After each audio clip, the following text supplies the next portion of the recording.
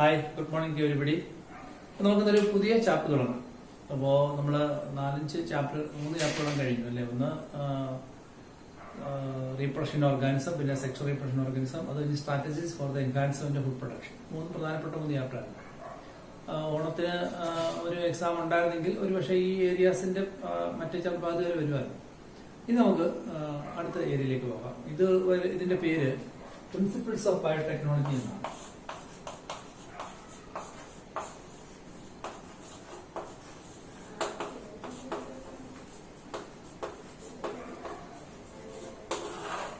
Principles of biotechnology ഒരു പുതിയ area. നമ്മൾ ഇതുവരെയും പഠിച്ച കാര്യങ്ങളെയല്ല. നമ്മൾ ഇത്രയും കാലം പഠിച്ച കാര്യങ്ങളൊന്നും കോർഡിനേറ്റ് ചെയ്ത് നോക്കൂ. ചെടി ആദ്യം നമ്മൾ ഫസ്റ്റ് ഇയർ പഠിച്ചെന്തായിരുന്നു? ആദ്യം നമ്മൾ ഫസ്റ്റ് ഇയർ പഠിച്ചത് ചെടിയുടെ ക്ലാസിഫിക്കേഷൻ, അല്ലേ, പ്ലാന്റിന്റെ ക്ലാസിഫിക്കേഷൻ. അത് കഴിഞ്ഞ് പ്ലാന്റ് ഇൻഡത്തെ ആ സച്ച് എടുത്ത് വെച്ച് പഠിച്ചു. ഇവിടെ കേൾക്കുന്നത് കഥ പഠിച്ചിരിക്കും. അടുത്തത് വരുന്നു. നമ്മളെന്താ പഠിച്ചത്? ആദ്യം നമ്മൾ പഠിച്ചത് ചെടിയുടെ ക്ലാസിഫിക്കേഷൻ. അത് കഴിഞ്ഞിട്ട് പ്ലാന്റിന്റെ എടുത്ത് വെച്ച് പഠിച്ചു. പിന്നെ അനാറ്റമി എന്ന് പറഞ്ഞുകൊണ്ട് പ്ലാന്റിന്റെ സെല്ല്, അനാറ്റമി ആന്ത്രഘടനയെ കുറിച്ച് പഠിച്ചു.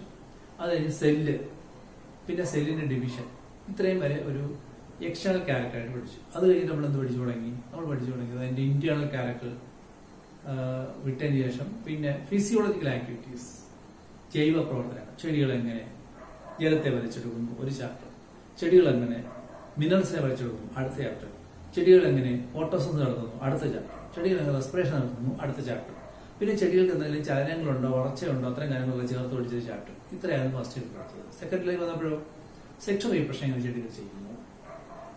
അത് കഴിഞ്ഞ ശേഷം അവ ഈ ജീവബന്ധങ്ങളുമായിട്ട് അല്ലെങ്കിൽ ജീവജാലങ്ങൾ മനുഷ്യരുമായിട്ട് എങ്ങനെ ബന്ധിപ്പിച്ചുകൊണ്ട് മനുഷ്യന്റെ ഗുണത്തിനെ എങ്ങനെ പ്രയോജനപ്പെടുത്താം എന്ന് പറഞ്ഞുകൊണ്ട് ഒരു മെത്തേഡ് പഠിച്ചു. അതാണ് strategies for the enhancement of production, അല്ലേ. അതിനകത്ത് 5 മെത്തേഡ് നമ്മൾ പഠിച്ചത് ഓർമ്മയുണ്ടല്ലോ. എന്തൊക്കെയാണ്? ഒന്ന് ക്ലാസിക്കൽ ഹൈബ്രിഡൈസേഷൻ. അത് കഴിഞ്ഞതിന് ശേഷം പിന്നെ കുറച്ച് അഡ്വാൻസ് ആയിട്ടൊരു മെത്തേഡ് നമ്മൾ പഠിച്ചിരുന്നു. എന്താണ്? Mutation beading. അത് കഴിഞ്ഞ് സോമക്ലോണൽ വേരിയേഷൻ. അത് കഴിഞ്ഞ് സൊമാറ്റിക് ഹൈബ്രിഡൈസേഷൻ. അവിടെ ഒന്നുകൂടെ ഞാൻ പറയുന്നതാണ് ജനറ്റിക് എഞ്ചിനീയറിംഗ്, അല്ലേ. അങ്ങനെ പറഞ്ഞിരുന്നു. 5 മെത്തേഡ് ഓഫ് പ്ലാന്റ് ബീഡിങ് എന്ന് പറയുന്നത് അതാണ്. അതിലൊരു മെത്തേഡാണ് ഇത് ബയോടെക്നോളജി എന്ന ഏരിയയിൽ നമ്മൾ പഠിക്കുന്നത്. ജനറ്റിക് എഞ്ചിനീയറിംഗ് ആണ്. അപ്പൊ നമ്മൾ ഇതുവരെ പഠിച്ച കാര്യങ്ങളായിട്ടൊന്നും വലിയ ബന്ധമുള്ളതല്ല. പക്ഷെ ഇത് ഏറ്റവും പുതിയ ഏരിയ ആണ്, ഏറ്റവും അഡ്വാൻസ് ആയിട്ട് മാറിക്കൊണ്ടിരിക്കുന്ന ഒരു ഏരിയ ആണ്. ഒരുപക്ഷെ മാനവരാശിയുടെ നിലനിൽപ്പിന് അടിസ്ഥാനപരമായിട്ടുള്ള ഒരുപാട് കണ്ടുപിടുത്തങ്ങൾ മെഡിക്കൽ ഫീൽഡിൽ ഉണ്ടായത് ഈ ഒരു കണ്ടുപിടുത്തത്തിന് ശേഷമാണ്, ജനറ്റിക് എഞ്ചിനീയറിംഗ്.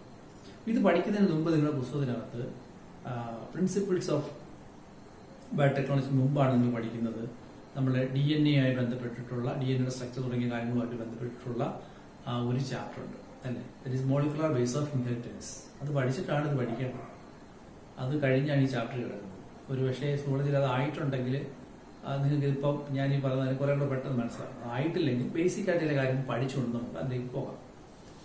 അപ്പോൾ ഇവിടെ ഈ മോളിക്കുലർ ബേസ് ഓഫ് ഇൻഹെറിറ്റൻസിനകത്ത് നിങ്ങൾ പഠിക്കുന്ന DNA, അതിന്റെ റെപ്ലിക്കേഷൻ, RNA, അതിന്റെ സ്ട്രക്ചർ, ഇങ്ങനെ ഓരോ കാര്യങ്ങൾ അതൊന്ന് മനസ്സിലാക്കിയാലേ നമുക്ക് ഇതിലേക്ക് പോകാൻ. നിങ്ങൾ ഇനി അത് പഠിച്ചിട്ടായിരിക്കുന്നെങ്കിൽ ഓക്കെ, എന്നാലും പഠിച്ചിട്ടാണെങ്കിൽ അല്ലെങ്കിൽ ശരി, ബേസിക് ആയിട്ടുള്ള കാര്യങ്ങൾ നിങ്ങൾ പറഞ്ഞിട്ട് മുന്നോട്ട് വരണം. നമുക്ക് അത് ആദ്യം അത് പഠിക്കാം.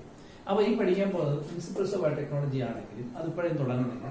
ഒരുപക്ഷെ ഈ വീഡിയോക്കകത്ത് ഈ ക്ലാസ്സിനകത്ത് ഈ ചാപ്റ്ററിന്റെ ഒരു ചെറിയ കാര്യമേ പറയാനുള്ള സമയം കിട്ടത്തുള്ളൂ. പക്ഷെ അതിലേക്ക് കടക്കാൻ നിങ്ങൾ കുറച്ച് തയ്യാറായി വെക്കത്തുള്ളൂ. കാരണം ഇതുവരെ പഠിച്ച കാര്യങ്ങളായിട്ടുള്ള ബന്ധമായി അല്ല ഇവിടെ. ഇതൊരു പുതിയ ഏരിയ ആണ്, മനസ്സിലായല്ലോ. അപ്പോൾ അതുമായി ബന്ധപ്പെട്ട കാര്യങ്ങൾ ഞാൻ പറയാം. അപ്പോൾ ഇതാണ് പഠിക്കാൻ പോകുന്ന ചാപ്റ്റർ. പ്രിൻസിപ്പിൾസ് ഓഫ് ബയോടെക്നോളജി എന്ന ചാപ്റ്ററാണ് പഠിക്കാൻ പോകുന്നത്. പക്ഷെ അത് പഠിക്കുന്നതിന് മുമ്പ് നമുക്ക് കുറച്ച് പ്രീവിയസ് നോളജ് വേണം. അതുകൊണ്ട് തൽക്കാലം വായിക്കുകയാണ്. ഞാൻ ആ കാര്യത്തിലേക്ക് പോവാം. നമുക്കറിയാം നമ്മുടെ സ്വഭാവങ്ങളെ നിയന്ത്രിക്കുന്നതാണ്. നമ്മുടെ സ്വഭാവങ്ങളെ നിയന്ത്രിക്കുന്നത് നമ്മുടെ ശരീരത്തിലുള്ള ജീവികളാണ്, അല്ലെ, ജീൻസ്. എന്നറിയാം. പണ്ടൊന്നും അറിയത്തില്ലായിരുന്നു അങ്ങനെയാ സ്വഭാവങ്ങൾ ഉണ്ടാകുന്നതൊന്നും അറിയില്ല. പക്ഷേ മോഡേൺ സയൻസ് അതെല്ലാം റിവീൽ ചെയ്തു. DNA, ജീനുകളാണ് സ്വഭാവങ്ങളെ നിയന്ത്രിക്കുന്നത്. അപ്പോൾ ആരാണ് ജീനുകൾ? ജീനുകൾ എന്ന് പറയുന്നത് DNA-യുടെ പ്രവർത്തന ഘടകങ്ങളാണ്. Functional units of DNA are called genes, അല്ലെ. അപ്പോൾ അടുത്തത് എന്താണ് DNA എവിടെ ഇരിക്കുന്നത്? നിങ്ങൾക്കറിയാം.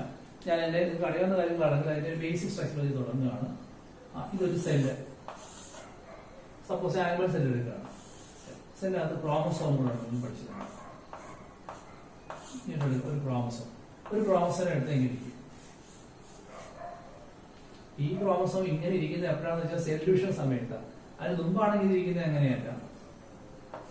സെല്യൂഷൻ തൊട്ട് മുമ്പാണെങ്കിൽ ക്രോമസോം ഇങ്ങനെയൊക്കെ ഇരിക്കും, നേരത്തെ ഒരു അത് ഈ സൊല്യൂഷൻ സമയത്താണ് ഇങ്ങനെ മാറുന്നത് അല്ലെ. ഈ ക്രോമസോമിന് നമ്മൾ ഫസ്റ്റ് പഠിച്ചിട്ടുണ്ട് 2 ക്രോമാറ്റിഡ്. ഇതൊരു ക്രോമാറ്റിഡാണ്, ഇത് മറ്റൊരു ക്രോമാറ്റിഡാണ്. സോ 2 ക്രോമാറ്റിഡ് 1 2 അതൊന്നും ചേർന്ന യൂണിറ്റ് സെൻട്രോമിയർ എന്നൊക്കെ നമ്മൾ പഠിച്ചിട്ടുണ്ട്. ഇത്രയും ഭാഗം എല്ലാവരും മാറ്റി വയ്ക്കുകയാണെങ്കിൽ ടു ബി ലൈക്ക് ദിസ്. അതിന് വീണ്ടും എലാർജി ആണെങ്കിൽ അതിനകത്ത് എന്താ ഉള്ളത്?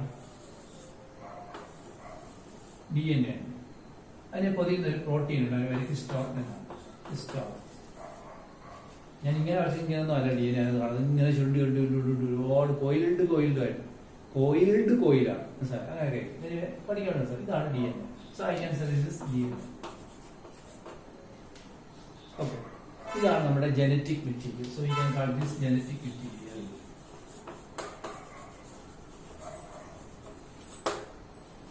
എന്നാൽ ജനറ്റിക് മെറ്റീരിയൽ ആയിട്ട് ജീവജാലങ്ങൾ മറ്റൊരു ആശയം കൂടിയുണ്ട്. അത് RNA ആണ്. RNAക്ക് ഒരു സ്ട്രാൻഡേ ഉള്ളൂ. So what's the difference between RNA and DNA? DNAക്ക് 2 strand ഉണ്ട്, RNAക്ക് ഒരു സ്ട്രാൻഡ്. ഇതിന് പൊതുവെ പ്രോട്ടീൻ ഉണ്ട്, ഹിസ്റ്റോൺ. നമ്മളിപ്പോൾ പിന്നെ എന്താ ഏത്തയ്ക്കപ്പം അതിനകത്ത് ഉണ്ടാക്കുമ്പോൾ ഏത്തയ്ക്ക മാവിൽ മുക്കിയെടുക്കുന്ന പോലെ ഇത് പൊതിയൊരു പ്രോട്ടീൻ ഉണ്ട്. പൊതിയല്ല, ആക്ച്വലി അതുകൊണ്ട് ഇടയ്ക്ക് കൊള്ളാം. നിങ്ങളത് എനിക്കൊന്ന് മോളിക്കുലർ ബേസ് പഠിച്ചിട്ടുണ്ടായിരുന്നു. എനിവേ ഹിസ്റ്റോൺ പ്രോട്ടീൻ അതൊക്കെ ഇപ്പം നമുക്ക് ആവശ്യമുള്ള കാര്യമില്ല, അതൊന്നും വിട്ടേ. നമുക്ക് ഇത് മാത്രം ജനറ്റിക് മെറ്റീരിയൽ ആയിട്ട് RNA കുറിച്ചും DNA കുറിച്ചും മാത്രമേ. സോ RNA ജനറ്റിക് മെറ്റീരിയൽ ആയിട്ട് വരുന്ന ജീവജാലങ്ങൾ ആരെയാണ്? ഭൂമിയിൽ അങ്ങനെ വളരെ ചെറുതുള്ളവരാണ്. ചില ഇനം വൈറസുകൾക്ക് മാത്രമേ RNA ജനറ്റിക് മെറ്റീരിയൽ ആയിട്ട് വരുന്നുള്ളൂ അല്ലെ. ബാക്കി എല്ലാവർക്കും തന്നെ ആരാണ്? DNA ആണ്. ഓക്കെ, അതുകൊണ്ട് DNA ആണ് മോസ്റ്റ് സ്റ്റേബിൾ. RNA അത്ര സ്റ്റേബിൾ അല്ല, അതുകൊണ്ടാണ് അങ്ങനെ സംഭവിച്ചത്. Anyway, there are 2 types of genetic material in the universe. One is RNA and one is DNA. ഇനി നമ്മൾ വ്യത്യാസം ഇപ്പൊ തന്നെ പറയൂ. DNAക്ക് 2 സ്ട്രാൻഡ് ഉണ്ട്, RNAക്ക് ഒരു സ്ട്രാൻഡേ ഉള്ളൂ. അതാണ് ഒരു വ്യത്യാസം. വേറെ വ്യത്യാസമുണ്ട്, അത് ഞാൻ പറയാം. ഈ DNA മാറ്റി വരയ്ക്കുകയാണ്. എന്താ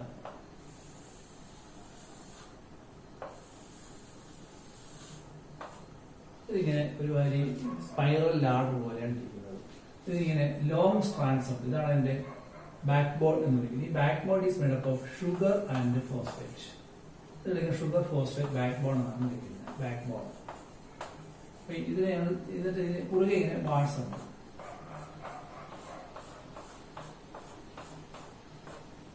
ഇത് പിരി അങ്ങ് മാറ്റിയാൽ, ഈ പിരി മാറ്റിയെടുക്കുകയാണെങ്കിൽ നമുക്ക് ഏണി പോലെ ഇരിക്കണം.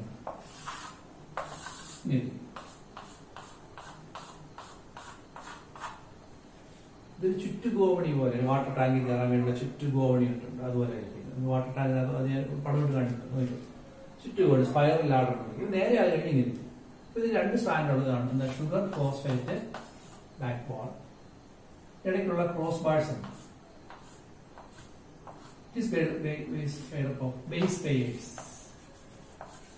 ബേസ് പെയറുകളുണ്ടാണ് ഉണ്ടാക്കിയിട്ടുള്ളത് ഈ ക്രോസ് ബാർസ്. ബേസ് പെയർ ആരൊക്കെയാണ്? 4 ബേസ് ആണ് DNA എത്തുന്നത്. പഠിച്ചിട്ടുണ്ട്. Adenine, thymine, guanine, cytosine. 4 bases ആണ് ഉള്ളത്. അത് 2 ചേർന്ന് എന്തായി? ബേസ് പെയർ ആക്കി. വേറെ ഡബിൾ ഹൈഡ്രജൻ ബോണ്ട് കൊണ്ട് ഇവയും ട്രിപ്പിൾ ഹൈഡ്രജൻ ബോണ്ട് കൊണ്ട് ഇവയും കണക്ട് ചെയ്തിരിക്കും. ഇതാണ് ബേസിക് സ്ട്രക്ചർ. ഓക്കെ, അപ്പൊ ഈ ബേസ് പെയർ എന്ന് പറഞ്ഞാൽ ഒരു ബേസ് പെയർ എന്ന് പറഞ്ഞാൽ ഒരു A, ഒരു T, ഒരു G, ഒരു C. അല്ലെങ്കിൽ ഇവിടെ T ആണെങ്കിൽ ഇവിടെ A ആയിരിക്കും, ഇവിടെ C ആണെങ്കിൽ ഇവിടെ G ആയിരിക്കും. ഇങ്ങനെ മാത്രമേ അവിടെ കണക്ഷൻ കൊടുത്തു. അപ്പം ഞാൻ മാറ്റി വരാനൊന്ന് വരയ്ക്കാം. ജസ്റ്റ് ഇത്രയും മനസ്സിലാക്കുക. സെല്ലിനകത്ത് ക്രോമസോമുകളുണ്ട്. ക്രോമസോമിന്റെ ജനറ്റിക് മെറ്റീരിയൽ എന്ന് പറയുന്നത് DNA ആണ്. DNA എന്ന് പറയുന്നത് ക്രോമസോം മാത്രമല്ല ഉള്ളത്. ട്രസ്റ്റിൽ പഠിച്ചിട്ടുണ്ട്. മൈറ്റോകോൺഡ്രിയലുണ്ട്, ക്ലോറോപ്ലാസ്റ്റിലുണ്ട്. അതൊന്നും ജനറ്റിക് മെറ്റീരിയൽ ആയിട്ട് പ്രവർത്തിക്കുന്നില്ല. ഇവിടെ മാത്രം ശരിക്കും ജനറ്റിക് മെറ്റീരിയൽ പ്രവർത്തിക്കുള്ളൂ. അപ്പോൾ DNA ഉണ്ട്, RNA ഉണ്ട്. DNA ആണ് എല്ലാ ജീവജാലങ്ങളും ജനറ്റിക് മെറ്റീരിയൽ. RNA എന്ന് പറയുന്നത് ചില വൈറസിൽ മാത്രമേ ജനറ്റിക് മെറ്റീരിയൽ ആയിട്ട് വരുന്നുള്ളൂ. DNA യോട് പരിശോധിച്ചാൽ അതിന് പ്രോട്ടീൻ കൂടെ കാണാൻ വലിയ ഇഷ്ടമാണെന്നാണ്. DNAക്ക് ഒരു ഡബിൾ സ്ട്രാൻഡഡ് ആയിട്ടുള്ള സ്ട്രക്ചറാണ്. ഓരോ strand sugar phosphate back bone ആണ്. കുറുകെയുള്ള പട്ടികളെ ബേസ് പെയർസ് എന്നാണ് വിളിക്കുന്നത്. Cross bars. ബേസ് പെയർസ് നിർമ്മിച്ചിട്ടുള്ളത് നൈട്രജൻ ബേസുകൾ കൊണ്ടാണ്. 4 ബേസുകളുണ്ട്. Adenine, thymine, guanine, cytosine. DNAക്കകത്താണ്. ഒരെണ്ണം കൂടി ഉള്ളത് യുറാസിലാണ്. അത് RNA അത് വിട്ടേക്കും. ഇപ്പൊ DNAക്കകത്ത് ഡബിൾ സ്ട്രാൻഡ് ആണ്. ഓരോ സ്ട്രാൻഡും ഷുഗർ ഫോസ്ഫേറ്റ് ബാക്ക് ബോൺ കൊണ്ടുള്ള ലോങ് സ്ട്രാൻഡുകൾ. Cross bars are made up of these nitrogen bases ഏതൊക്കെയാണ് 4 nitrogen base? Adenine, thymine, guanine, cytosine. Adenine, thymine നമ്മൾ കണക്ട് ചെയ്യുന്നത് ഡബിൾ ഹൈഡ്രജൻ ബോണ്ടാണ്. ഗുവാനിൻ, സൈറ്റോസിൻ കണക്ട് ചെയ്യുന്നത് ട്രിപ്പിൾ ഹൈഡ്രജൻ ബോണ്ടാണ്. ഫസ്റ്റ് ഇയറിൽ biomolecules എന്ന് ചാപ്റ്റർ ഒന്ന് പഠിച്ചിട്ടുള്ളതാണ്. ഒന്ന് റിവൈൻഡ് ചെയ്യാണ്, നിങ്ങൾ ഒന്ന് റിവൈസ് ചെയ്യാൻ ഉപയോഗം ചെയ്യുന്നു. ഓക്കെ, ഇനി ഞാൻ ഈ ഡി എൻ എന്ന് വലുതായിട്ട് മാറ്റി വരച്ചാൽ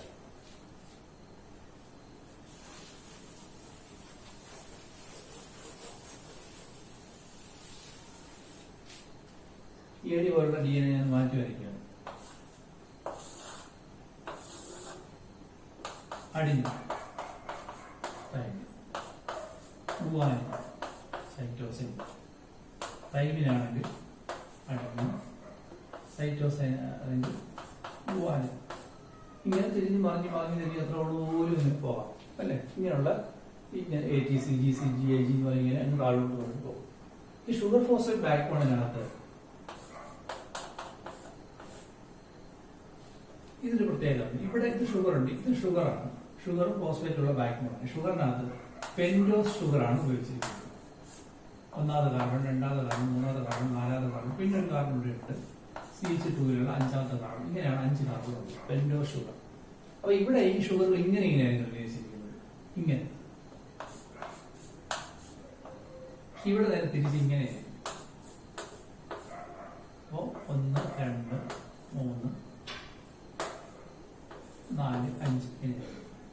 നമ്മൾ മുറിച്ചു കഴിഞ്ഞാൽ എന്ത് സംഭവിക്കുന്നത് പറഞ്ഞു കഴിഞ്ഞാൽ ഇവര് പരസ്പരം ഒട്ടിച്ച് വെച്ചിരിക്കുകയാണ്. അപ്പൊ ഇങ്ങനെ ഇവിടെ മുറിക്കുവാണെങ്കിൽ ഈ ഭാഗത്ത് എപ്പോഴും ഈ 5th കാർബൺ ഷുഗർ ആയിരിക്കും ഫ്രീ ആകുന്നതെങ്കിൽ സ്വാഭാവികം ഇവിടെ വരുന്നത് 3rd കാർബൺ ഷുഗർ ആയിരിക്കും. അല്ലെങ്കിൽ ഇവിടുത്തെ ഷുഗറിന്റെ 3rd കാർബൺ ആയിരിക്കും ഫ്രീ ആയിട്ട് വരുന്നത്. മനസ്സിലായി? ഞാൻ കുറെ മനുഷ്യൻ ഇങ്ങനെ, ഒരു മനുഷ്യൻ അടുത്ത മനുഷ്യൻ ഇയാളുടെ കാലം പിടിച്ച് ഇങ്ങനെ ഇരിക്കാൻ വെച്ചു, അടുത്ത മനുഷ്യൻ ഇയാളുടെ കാലം പിടിച്ച് ഇരിക്കുക. തിരിച്ച് അവിടെ ആണെങ്കിലും അത് ഇങ്ങനെയാണ് നടക്കുന്നത്.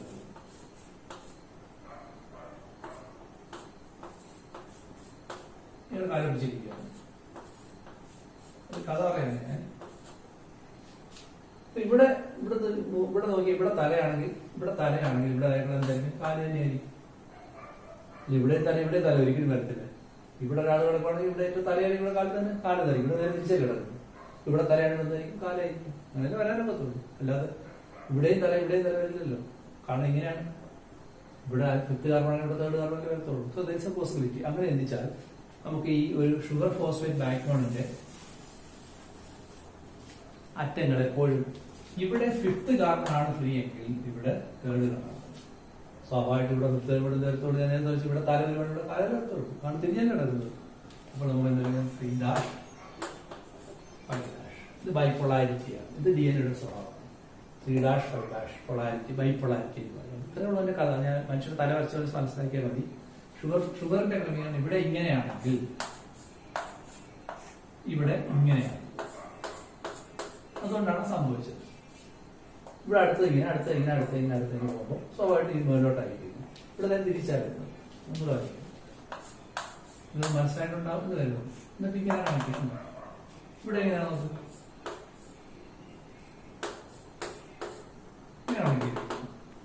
വ്യത്യാസം കുറച്ച് പഠിച്ചോളാം. സോ അതുകൊണ്ട് തന്നെ DNA ബൈപോളാരിറ്റി ഉണ്ടായി. അത് മനസ്സിലായല്ലോ. ഓക്കെ,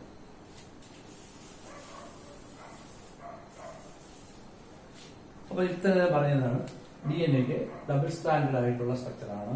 ഓരോ സ്റ്റാൻഡുകളും ലോങ് സ്റ്റാൻഡും ഉണ്ട്, ക്രോസ് ബാർസും ഉണ്ട്. Long strand sugar phosphate back bone കൊണ്ട് നിർമ്മിച്ചിട്ടുണ്ട്. ക്രോസ് ബാർസ് പറഞ്ഞപ്പോൾ നൈട്രജൻ ബേസസ്. അത് നൈട്രജൻ ബേസസ് തന്നെ 4 തരത്തിലുണ്ട് DNA-ക്കകത്ത്. Adenine, thymine, guanine, cytosine. Adenine, thymine തമ്മിൽ ഡബിൾ ഹൈഡ്രജൻ ബോണ്ട് കൊണ്ട്, ഗുവാനിൻ, സൈറ്റോസിൻ തമ്മിൽ ട്രിപ്പിൾ ഹൈഡ്രജൻ ബോണ്ട് കൊണ്ട് കണക്ട് ചെയ്തിട്ടുണ്ട്. മാത്രമല്ല ഇതിനകത്തുള്ള ഷുഗർ എന്ന് പറയുന്നത് 5 കാർബൺ ഷുഗറാണ്, പെൻറ്റോസ് ഷുഗറാണ്. അതുകൊണ്ട് ഒരറ്റത്ത് അതിന് 5th കാർബൺ ഫ്രീ ആണെങ്കിൽ അതിന്റെ DNA താഴെ അറ്റത്ത് 3rd കാർബണെ ഫ്രീ ആകത്തുള്ളൂ. സ്വാഭാവികമായിട്ടും അടുത്ത സ്റ്റാൻഡേർഡ് അത് തിരിച്ചാണ് ക്രമീകരിച്ചിരിക്കുന്നത്. അതുകൊണ്ട് തന്നെ അടുത്ത 3rd ഇവിടെ 5th കാർബൺ ഫ്രീ ആയിരിക്കും. ഇതിന് ബൈപോളാരിറ്റി എന്നാണ് വിളിക്കുന്നത്. This is A speciality of DNA. ഇത്രയും മനസ്സിലായല്ലോ. ഓക്കെ, ഇനി RNA-ക്ക് വരുമ്പോൾ RNA-ക്ക് ഒരു സ്റ്റാൻഡിംഗ് ആണ്. അതും ഷുഗർ ഫോസ്ഫേറ്റ് ബാക്ക് ബോൺ തന്നെയാണ്. പക്ഷെ ഇവിടുത്തെ റൈബോസ് ഷുഗറാണ്. ഇവിടുത്തത് ഡിയോക്സി റൈബോസ് ഷുഗറാണ്. ഇവിടുത്തത് ഒരു റൈബോസ് ഷുഗർ. ഓക്സി ഗ്രൂപ്പ് കുറവാണ്. ഇതിനകത്ത് ഒരു ഓക്സി ഗ്രൂപ്പ് ഇതിനേക്കാൾ കുറവാണ്. ഓക്സി ഗ്രൂപ്പ് ഇതിനകത്ത് കുറവാണ്. ഡിഓക്സി കുറവ്. ഇവിടെയാണ് ഓക്സി. ഓക്കെ, ഇവിടെ 5 കാർബൺ ഷുഗർ തന്നെയാണ്. ഇനി ഇതിനകത്ത് നോക്കും ഇങ്ങനെയാണ്. Adenine, uracil, guanine, cytosine, uracil, thymine വരത്തില്ല. അഡിനിൻ ഇങ്ങനെ ആയിരുന്നു ഒരു സ്റ്റാൻഡേ കാണത്തുള്ളൂ.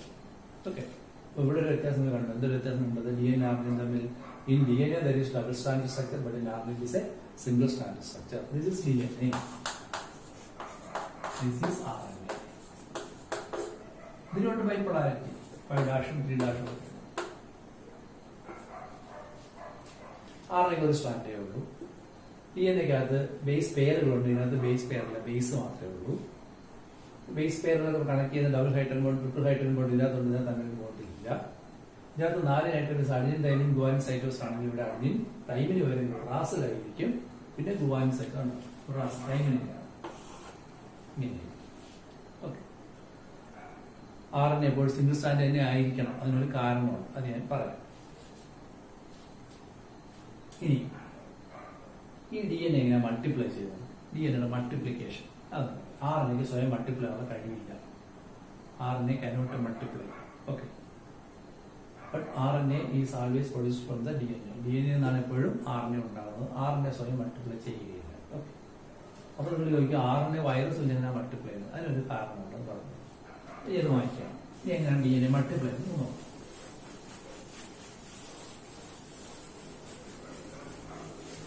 ഞാൻ പറഞ്ഞു നമ്മൾ പുസ്തകത്തിൽ കടക്കുന്നതിനും ഇതൊക്കെ ബേസിക് ആയിട്ട് അറിഞ്ഞു വെക്കത്തുള്ളൂ. നിങ്ങൾ മോളിക്കുലർ ബേസ് പഠിച്ചിട്ടുണ്ടെങ്കിൽ തന്നെ ആ ചാപ്റ്റർ അവസാനം അവർ കിടക്കുന്നത് നമ്മൾ എത്തി കാണുന്നില്ലെന്ന് കാര്യം ഇതായാലും പഠിച്ചു. ഇനി DNA മൾട്ടിപ്ലൈ ആണ്. ആദ്യം DNA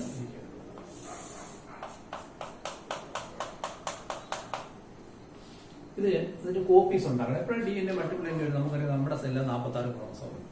സെല്ല് ഡിവൈഡ് ചെയ്യുമ്പോൾ 2 ആയി. അപ്പോൾ ക്രോമസോമത്തിൽ ഇരട്ടിക്കണം അല്ലെ? ക്രോമസോം ഇരട്ടിക്കണം വെച്ചാൽ DNA ഇരട്ടിക്കണം. DNA മൾട്ടിപ്ലിക്കേഷൻ നടക്കുന്നത് എവിടെയാണ്? നമ്മൾ പഠിച്ചു സെൽ സൈക്കിൾ. അത് ഓർമ്മയുണ്ടല്ലോ. ഇന്റർഫേസ് ആണ്. ഇന്റർഫേസിനകത്ത് G1 S G2 ഇവിടെയാണ് DNA മൾട്ടിപ്ലൈ ചെയ്യുന്നത്. ക്രോമസോം ഇരട്ടിക്കണം അവിടെ വെച്ചല്ലേ? In this phase DNA has to replicate. അവിടെയാണ് DNA മൾട്ടിപ്ലൈ. എങ്ങനെയാണ് നോക്കിയുള്ള DNA മൾട്ടിപ്ലിക്കേഷൻ നോക്കുക? ആദ്യം ഇത് ഒന്ന് അഴി, ഈ നടുക്കുള്ള ബോണ്ട് അങ്ങ് മുറി. ഒരു അഴിക്കുന്നത് ഒരു ഹെലിക്കേസ്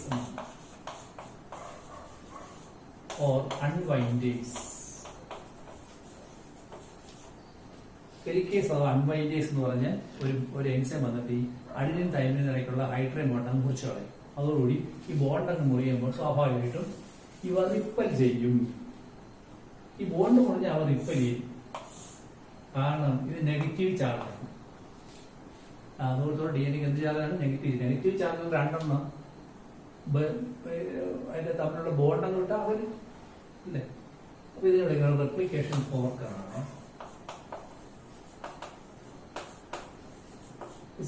റെപ്ലിക്കേഷൻ ഫോർക്ക്. ഇനി ഈ DNA റെപ്ലിക്കേറ്റ് കോപ്പി ഉണ്ടാകുന്ന DNA റെപ്ലിക്കേഷൻ എന്ന് പറയുന്നത് ഓർത്തോ. DNAയിൽ നിന്നും DNA ഉണ്ടാകുന്ന പ്രക്രിയ വിളിക്കുന്ന പേരാണ് DNA റെപ്ലിക്കേഷൻ. DNA ഉള്ള പ്രക്രിയയാണ് DNA റെപ്ലിക്കേഷൻ അല്ലെ? റെപ്ലിക്കേറ്റ് ചെയ്യുക. ഫോട്ടോകോപ്പി എടുത്താൽ എന്താ റെപ്ലിക്കാണ്? ഒരു നോട്ടിന്റെ 1000 രൂപയുടെ നോട്ട് എടുത്തുകൊണ്ട് ഫോട്ടോകോപ്പി എടുത്തുള്ള സാധനം കിട്ടും. അല്ലാതെ റെപ്ലിക്കേറ്റ് അല്ല, ഫോട്ടോകോപ്പി ഡ്യൂപ്ലിക്കേറ്റ് ആണ്. റെപ്ലിക്കേറ്റ് എക്സാക്ട് കോപ്പിയാണ്. ഒരു സാധനത്തിന്റെ എക്സാക്ട് കോപ്പി ഉണ്ടാക്കുന്നിരിക്കണം റെപ്ലിക്കേഷൻ. ഒരു സാധനത്തെ എക്സാക്ട് കോപ്പി ഉണ്ടാക്കാൻ ജീവജാലങ്ങൾ കൊണ്ടുപോകും. ഒരു മനുഷ്യൻ അതിന്റെ എക്സാക്ട് കോപ്പി ഒരു കുഞ്ഞിനെയാണ് ഉണ്ടാകും. അതൊരു റെപ്ലിക്കേഷൻ ആണ്. അല്ലാതെ മനുഷ്യന്റെ ഫോട്ടോ എടുത്ത റെപ്ലിക്കേഷൻ അല്ലെ?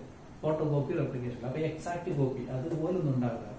ആ റെപ്ലിക്കേഷൻ പറയാൻ ജീവശരീരങ്ങളിൽ നടക്കത്തുള്ളൂ, ജീവജാലങ്ങളിൽ നടക്കത്തുള്ളൂ. ഒരു എലി അതിന്റെ റെപ്ലിക്ക ഉണ്ടാകുന്നത് അതിന്റെ കുഞ്ഞാണ്. മനസ്സിലായി? അതുപോലെ DNA അതിന്റെ ഒരു കോപ്പിയും ഉണ്ടാക്കി DNA റെപ്ലിക്കേഷൻ. ഇതിന്റെ എൻസൈമിന്റെ ആവശ്യം. അതിന്റെ പേര് DNA പോളിമറേസ് എന്നാണ്.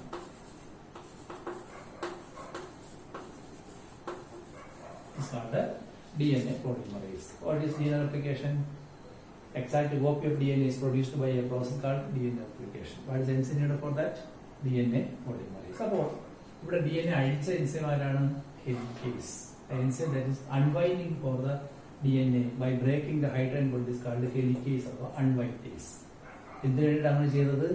റെപ്ലിക്കേഷൻ നടക്കാൻ വേണ്ടി. ആ സമയത്ത് കണ്ടതിൽ ഫോർക്ക് പോലെ ഇരിക്കുന്നതാണ് റെപ്ലിക്കേഷൻ ഫോർക്ക്. നിങ്ങൾ ട്യൂണിംഗ് ഫോർക്ക് കണ്ടുകൊണ്ട് അങ്ങനെ ഇരിക്കുന്നത് ട്യൂണിംഗ് ഫോർക്ക് അതുപോലെ അതിനെ വിളിക്കുന്നത്. ഇനി എല്ലായിടത്തും വെച്ച് അഴിഞ്ഞിങ്ങനെ ആവത്തില്ല. ഒരു DNA-ക്കകത്ത് എവിടെയെങ്കിലും കോപ്പി ഉണ്ടാവണമെങ്കിൽ അതൊരു സ്ഥലത്ത് നിന്ന് തുടങ്ങത്തുള്ളൂ. അത് അഴിഞ്ഞ് തുടങ്ങുന്ന പ്രത്യേക സ്ഥലമുണ്ട്. ആ സ്ഥലത്ത് നിന്ന് തുടങ്ങത്തുള്ളൂ. അതിനെ വിളിക്കുന്നതാണ് ഒറിജിൻ ഓഫ് റെപ്ലിക്കേഷൻ.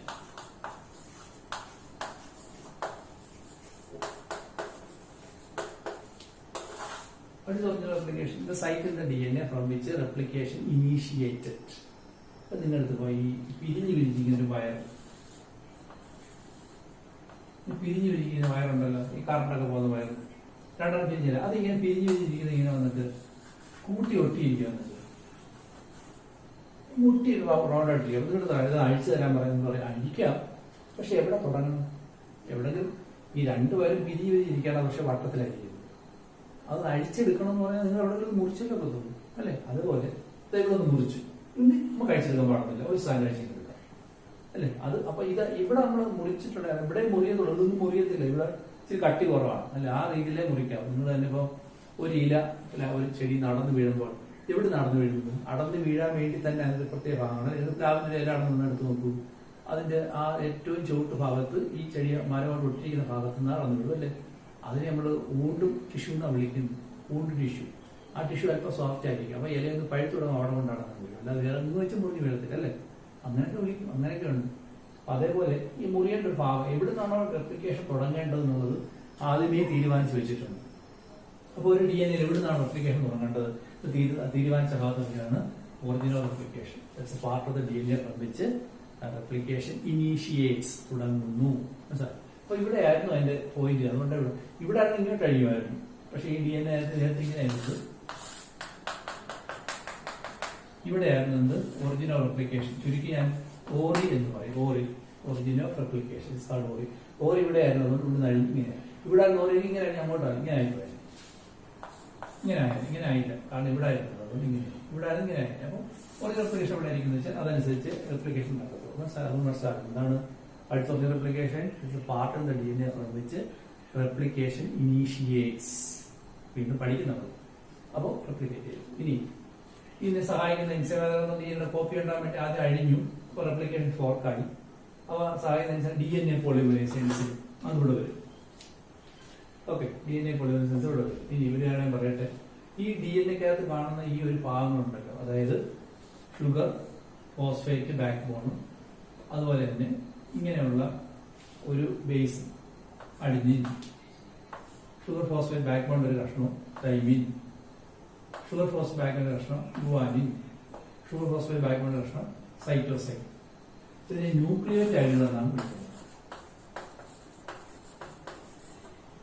ന്യൂക്ലിയോടൈഡ് ഇതിങ്ങനെ ധാരാളമായിട്ട് നമ്മുടെ സെല്ലിനകത്ത് കാണും. DNA റെപ്ലിക്കേഷൻ നടക്കുന്ന സ്ഥലത്ത് ഈ ന്യൂക്ലിയോടൈഡുകൾ ധാരാളമായിട്ടുണ്ടായിരിക്കും. Okay, what is nucleotide? Nucleotide contains sugar phosphate backbone along with a nitrogen base, any nitrogen base. അപ്പൊ ഇതാണ് എന്ത്? ഇതിങ്ങനെ അടിക്കായിട്ടുള്ളത്. So what are the building blocks of DNA? They are called nucleotides. What are the building blocks of RNA? They are also nucleotides. RNA-ക്കകത്ത് nucleotide ഏതായിരിക്കും? തൈമിന് പകരം യുറാസിൻ ആയിരിക്കും. മനസ്സിലായില്ലേ? So they are the building blocks of DNA. അപ്പൊ നമ്മൾ വീടുണ്ടാക്കാൻ വേണ്ടി ചുടുകട്ട കൊണ്ടുവരുന്നു. ചുടുകട്ട ഇങ്ങനെ അടിക്കി ഭിത്തി ഉണ്ടാക്കുന്ന പോലെ ഇതിങ്ങനെ ചൊട്ടിച്ചുണ്ടാകുന്നത് DNA ഉണ്ടാകുന്നത്. ഇതിങ്ങനെ ധാരാളം നമ്മുടെ സെല്ലിനകത്ത് സൈറ്റോപ്ലാസം ഇങ്ങനെ ചേർത്ത് കിടക്കുന്നുണ്ട്. ഓക്കെ, അതുകൂടെ കൂടെ ഒട്ടിച്ചു കൊടുത്താൽ മാത്രം മതി. അത് ഏത് ഒട്ടിക്കണമെന്നാണ് ആര് തീരുമാനിക്കുന്നത്? DNA പോളിമറേസ് എൻസൈം തീരുമാനിക്കും. സപ്പോസ് ഞാനിവിടെ എഴുതുകയാണ്, ഇത് ഇങ്ങനെ റെപ്ലിക്കേറ്റ് ചെയ്ത് ഇവിടെ ഇങ്ങനെയായിരുന്നു T G C C G G C ഇങ്ങനെയായിരുന്നു വെച്ചോളൂ.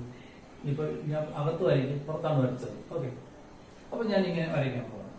ഇതിങ്ങനെ അഴിഞ്ഞു മാറി ഇത് ഇവിടെ G, ഓക്കെ, ഇവിടെ C, ഓക്കെ, ഇവിടെ G, ഓക്കെ, ഇവിടെ A. ഓക്കെ, അപ്പോൾ സ്വാഭാവികം ഇവിടെ എന്തായിരുന്നു? ഇവിടെ G ആയിരുന്നു, C ആയിരുന്നു, G ആയിരുന്നു, C ആയിരുന്നു. ശരിയല്ലേ? ഓക്കെ, കഴിഞ്ഞു മാറിയിട്ട് ഇങ്ങനെയാണ്. ഞാൻ അടുത്ത് വരച്ചു, ഇവിടെ പുറത്ത് വരച്ചു തന്നെയാണ്. ഇത് വലുതായിട്ട് വരച്ചാൽ വീണ്ടും വരയ്ക്കാൻ കഴിയും. ഓക്കെ, അപ്പൊ ഇവിടെ DNA പോളിമറേസ് എൻസൈം ഇവിടെ വന്നു. DNA പോളിമറേസ് വന്ന് ഇവിടെ ഒട്ടിയിട്ട് ഇവിടെ എന്താണ് ഒട്ടിയിരിക്കുന്നത്? G ആണ്. അപ്പൊ ഇതുമായിട്ട് പറ്റിയ ബോണ്ട് ഉണ്ടാക്കാൻ പറ്റിയ ആശാൻ ആരാണ്? C അല്ലെ? C എന്ന ന്യൂക്ലിയോടൈഡ് വരട്ടെ. സി ന്യൂക്ലിയോടൈഡ് വരും. ഇവിടെ ബോണ്ട് ഫോം ചെയ്യും. ആരാണ്? സി. തുടങ്ങി G വരെ സി വരാൻ പറയും. അടുത്ത ഈ എൻസൈം പരിശോധിക്കും. ഇവിടെ എന്താണ്? സി ആണ്. അപ്പൊ ജി വരൂ. ജി വന്നു. ട്രിപ്പിൾ ഹൈഡ്രജൻ ജി തമ്മിൽ ചേർന്ന് മുട്ടി. അടുത്ത ഇത് പരിശോധിക്കും. അതാണ് ജി ആണ്. ഓക്കെ, സി വരൂ. കാരണം സി അവിടെ ചേർത്തോളൂ. സി വന്നു ഒട്ടി. ഇവിടെ ഏതാണ്? എക്ക് വരെ ടി വരും. ടി വന്നു. ഡബിൾ ഹൈഡ്രജൻ ടി വന്നു ഒട്ടി. ഒരു സ്ട്രാൻഡ് ആയില്ലേ? എന്നിട്ട് ഇതുപോലെ ഇങ്ങോട്ടും ചെയ്യും. ഞാൻ മാറ്റിച്ച് വല്ലാത്ത അറിയിക്കാൻ വേണ്ടിയിട്ട് നമ്മൾ മാറ്റി വരയ്ക്കും.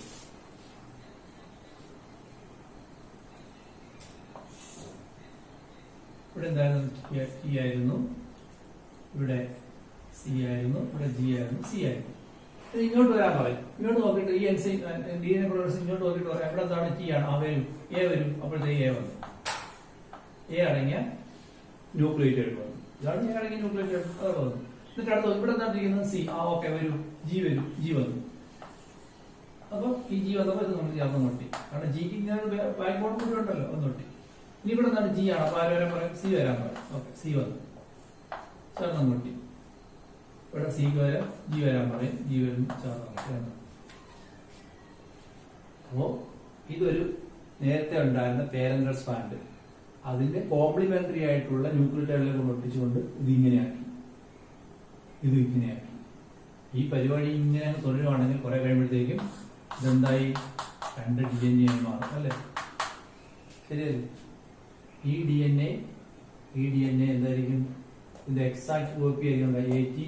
AT GC CG GC എന്താ? എക്സാക്ട് കോപ്പി ആയിരിക്കും. അപ്പൊ ഇതിന്റെ എക്സാക്ട് കോപ്പി ഏത്? അങ്ങനെ DNA റെപ്ലിക്കേറ്റ് ചെയ്യുന്നു. മനസ്സിലായോ? DNA റെപ്ലിക്കേഷൻ ആരാ സഹായിച്ച എൻസൈം? DNA polymerase. എങ്ങനെ ചെയ്തത്? ആ എൻസൈം വന്നിട്ട് ഇതിനകത്തുള്ള ബേസ് ഏതാണെന്ന് റീഡ് ചെയ്ത് നോക്കിയിട്ട് അതിന് കോംപ്ലി ആയിട്ടുള്ള ന്യൂക്ലിയോടൈഡുകളെ കൊണ്ട് ഒട്ടിച്ചൊട്ടി കിലോമീറ്റർ കഴിയുമ്പോഴത്തേക്കും ഇങ്ങനെയായി 2 DNA ഉണ്ടായി അല്ലേ? This is called DNA replication. ഇതൊക്കെ വേറെ ചാപ്റ്റർ ഡീറ്റെയിൽ പഠിക്കും. ഞാൻ ജസ്റ്റ് ഒന്ന് പറയാം. നമുക്ക് ആവശ്യം മാത്രമേ ഞാൻ പറയുള്ളൂ. ഇത് വളരെ ഡീറ്റെയിൽ ആയിട്ട് നിങ്ങൾ ചാപ്റ്റർ പഠിക്കും. Molecular base of inheritance. അത് നിങ്ങൾ സോളജി ടീച്ചർ പഠിപ്പിക്കുള്ളൂ. ഇത് ഞാൻ ജസ്റ്റ് നിങ്ങൾക്ക് ഇപ്പൊ നമുക്ക് അറിയേണ്ടതെന്ന് പറഞ്ഞു. ഇവിടെ നോക്കി ഈ ഉണ്ടായ പുതിയ DNA പകുതി ആരുടെ? അച്ഛൻ DNA അല്ലേ? ഇതാണ് പുതിയ ഉണ്ടായത്. അതുകൊണ്ട് ഈ മെത്തേഡ് നമ്മൾ വിളിക്കുകയാണ് semi conservative method. Semi conservative എന്നാണ്. സെമി എന്ന് വെച്ചാൽ പകുതി, കൺസർവേറ്റീവ് വെച്ചാൽ സംരക്ഷിച്ചു. പകുതി സംരക്ഷിച്ചോ അച്ഛന്റെ ഒരു സ്ഥാനം ഇതിനകത്തുണ്ട്. അപ്പൊ ഏത് DNA മൾട്ടിപ്ലൈ ചെയ്ത് 2 ആയാലും ഉണ്ടായ പുതിയ DNA പകുതി ആരുടെ ആയിരിക്കും? പേരന്റൽ DNA ആയിരിക്കും അല്ലെ? അങ്ങനെ പകുതി വീതം കൺസർവ് ചെയ്യുന്നു. കൺസർവ് വെച്ചാൽ സംരക്ഷിക്കുക. ഇതിന് തന്നെയാണ് സെമി കൺസർവേറ്റീവ് മെത്തേഡ്. ഇതിനൊക്കെ ഓവർസാക്റ്റീവ് ഫ്രാഗ്മെന്റ് എന്നും റെപ്ലിക്കേഷൻ ഫോർക്ക് എന്നും പിന്നെ ലീഡിംഗ് സ്ട്രാൻഡ് എന്നും ലാഗിംഗ് സ്ട്രാൻഡ് എന്നൊക്കെ വിളിക്കുന്ന കുറെ പേരുകളൊക്കെ ഉണ്ട്. അതൊക്കെ മുന്നിൽ പിന്നെ പഠിച്ചോളൂ. സോ ബേസിക് ആയിട്ട് മനസ്സിലാക്കിയാൽ ഇപ്പോൾ DNA മൾട്ടിപ്ലൈ ആണെന്ന് നമുക്ക് എന്തെല്ലാം വേണം? DNA പോളിമറേസ് എൻസൈം വേണം. ഒരു ടെംപ്ലേറ്റ് DNA ആദ്യം ഇതിന്റെ ടെംപ്ലേറ്റ് DNA എന്ന് വിളിക്കുന്നത്. അതായത് പേരന്റ് DNA അല്ലെ? ഇതിന്റെ കോപ്പി അല്ലേ ഇപ്പോൾ ഉണ്ടായത്. അതുകൊണ്ട് നമ്മളിതിന്റെ ടെംപ്ലേറ്റ് DNA എന്ന് വിളിക്കുന്നത്. ഈ DNAയുടെ കോപ്പീസ് ആണ് വേണം. So this is template DNA, parent DNA എന്ന് പറയും. ഇപ്പൊ ഒരു പേരന്റ് DNA വേണം. അതിനെ അകറ്റി മാറ്റാൻ വേണ്ടിയിട്ടുള്ള ഹെലിക്കേസ് അൺവൈൻഡേസ് എന്ന് പറയുന്ന എൻസൈം വേണം. അതുപോലെ ധാരാളമായിട്ട് ന്യൂക്ലിയോടൈഡിന്റെ ഒരു കളക്ഷൻ തന്നെ നമ്മുടെ ഉണ്ടായി. ന്യൂക്ലിയോടൈഡ് പൂൾ ധാരാളം ഉണ്ടായിരിക്കണം. പിന്നെ DNA പോളിമറേസ് എൻസൈം വേണം. അങ്ങനെ ഉണ്ടാവുകയാണെങ്കിൽ നമുക്ക് അതിന്റെ കോപ്പീസ് ഉണ്ടാക്കാൻ കഴിയും. അങ്ങനെ ഉണ്ടാവും പുതിയ DNA എല്ലാം തന്നെ പേരന്റ് DNAയുടെ ഒരു സ്ട്രാൻഡ് കൂടെ അത് കൺസർവ് ചെയ്ത് വെക്കുന്നത് കൊണ്ട് നമ്മൾ അതിനെ വിളിക്കുകയാണ് semi conservative method of DNA replication. ഇതൊക്കെ നിങ്ങൾ വീണ്ടും പഠിക്കും. ഞാൻ ജസ്റ്റ് ഒന്ന് ഓടിച്ച് പറയുന്നത്. ഇനി അപ്പൊ DNA എന്തുണ്ടായി? DNA ഉണ്ടായി. ഇനി DNA നമുക്ക് RNA ഉണ്ടാക്കിയിട്ട് ഞാൻ നേരത്തെ പറഞ്ഞു RNA സ്വയം മൾട്ടിപ്പിൾ കഴിവില്ല. പിന്നെ അത് എന്ത് ചെയ്യുന്നു? അത് സ്വയം ഉണ്ടാവുകയാണ്. അത് DNA എന്നാണ് ഉണ്ടാകുന്നത്. എങ്ങനെയാണ് RNA DNA ഉണ്ടാകുക നോക്കാം. ഇതേപോലെ തന്നെയാണ്. ഞാൻ വീണ്ടും ഇത് വായിക്കാം. അതൊക്കെ മനസ്സിലായല്ലോ. ജസ്റ്റ് ഒന്ന് വരച്ച് വെച്ചാൽ നിങ്ങൾ വളരെ രീതിയിൽ തന്നെ പഠിക്കും.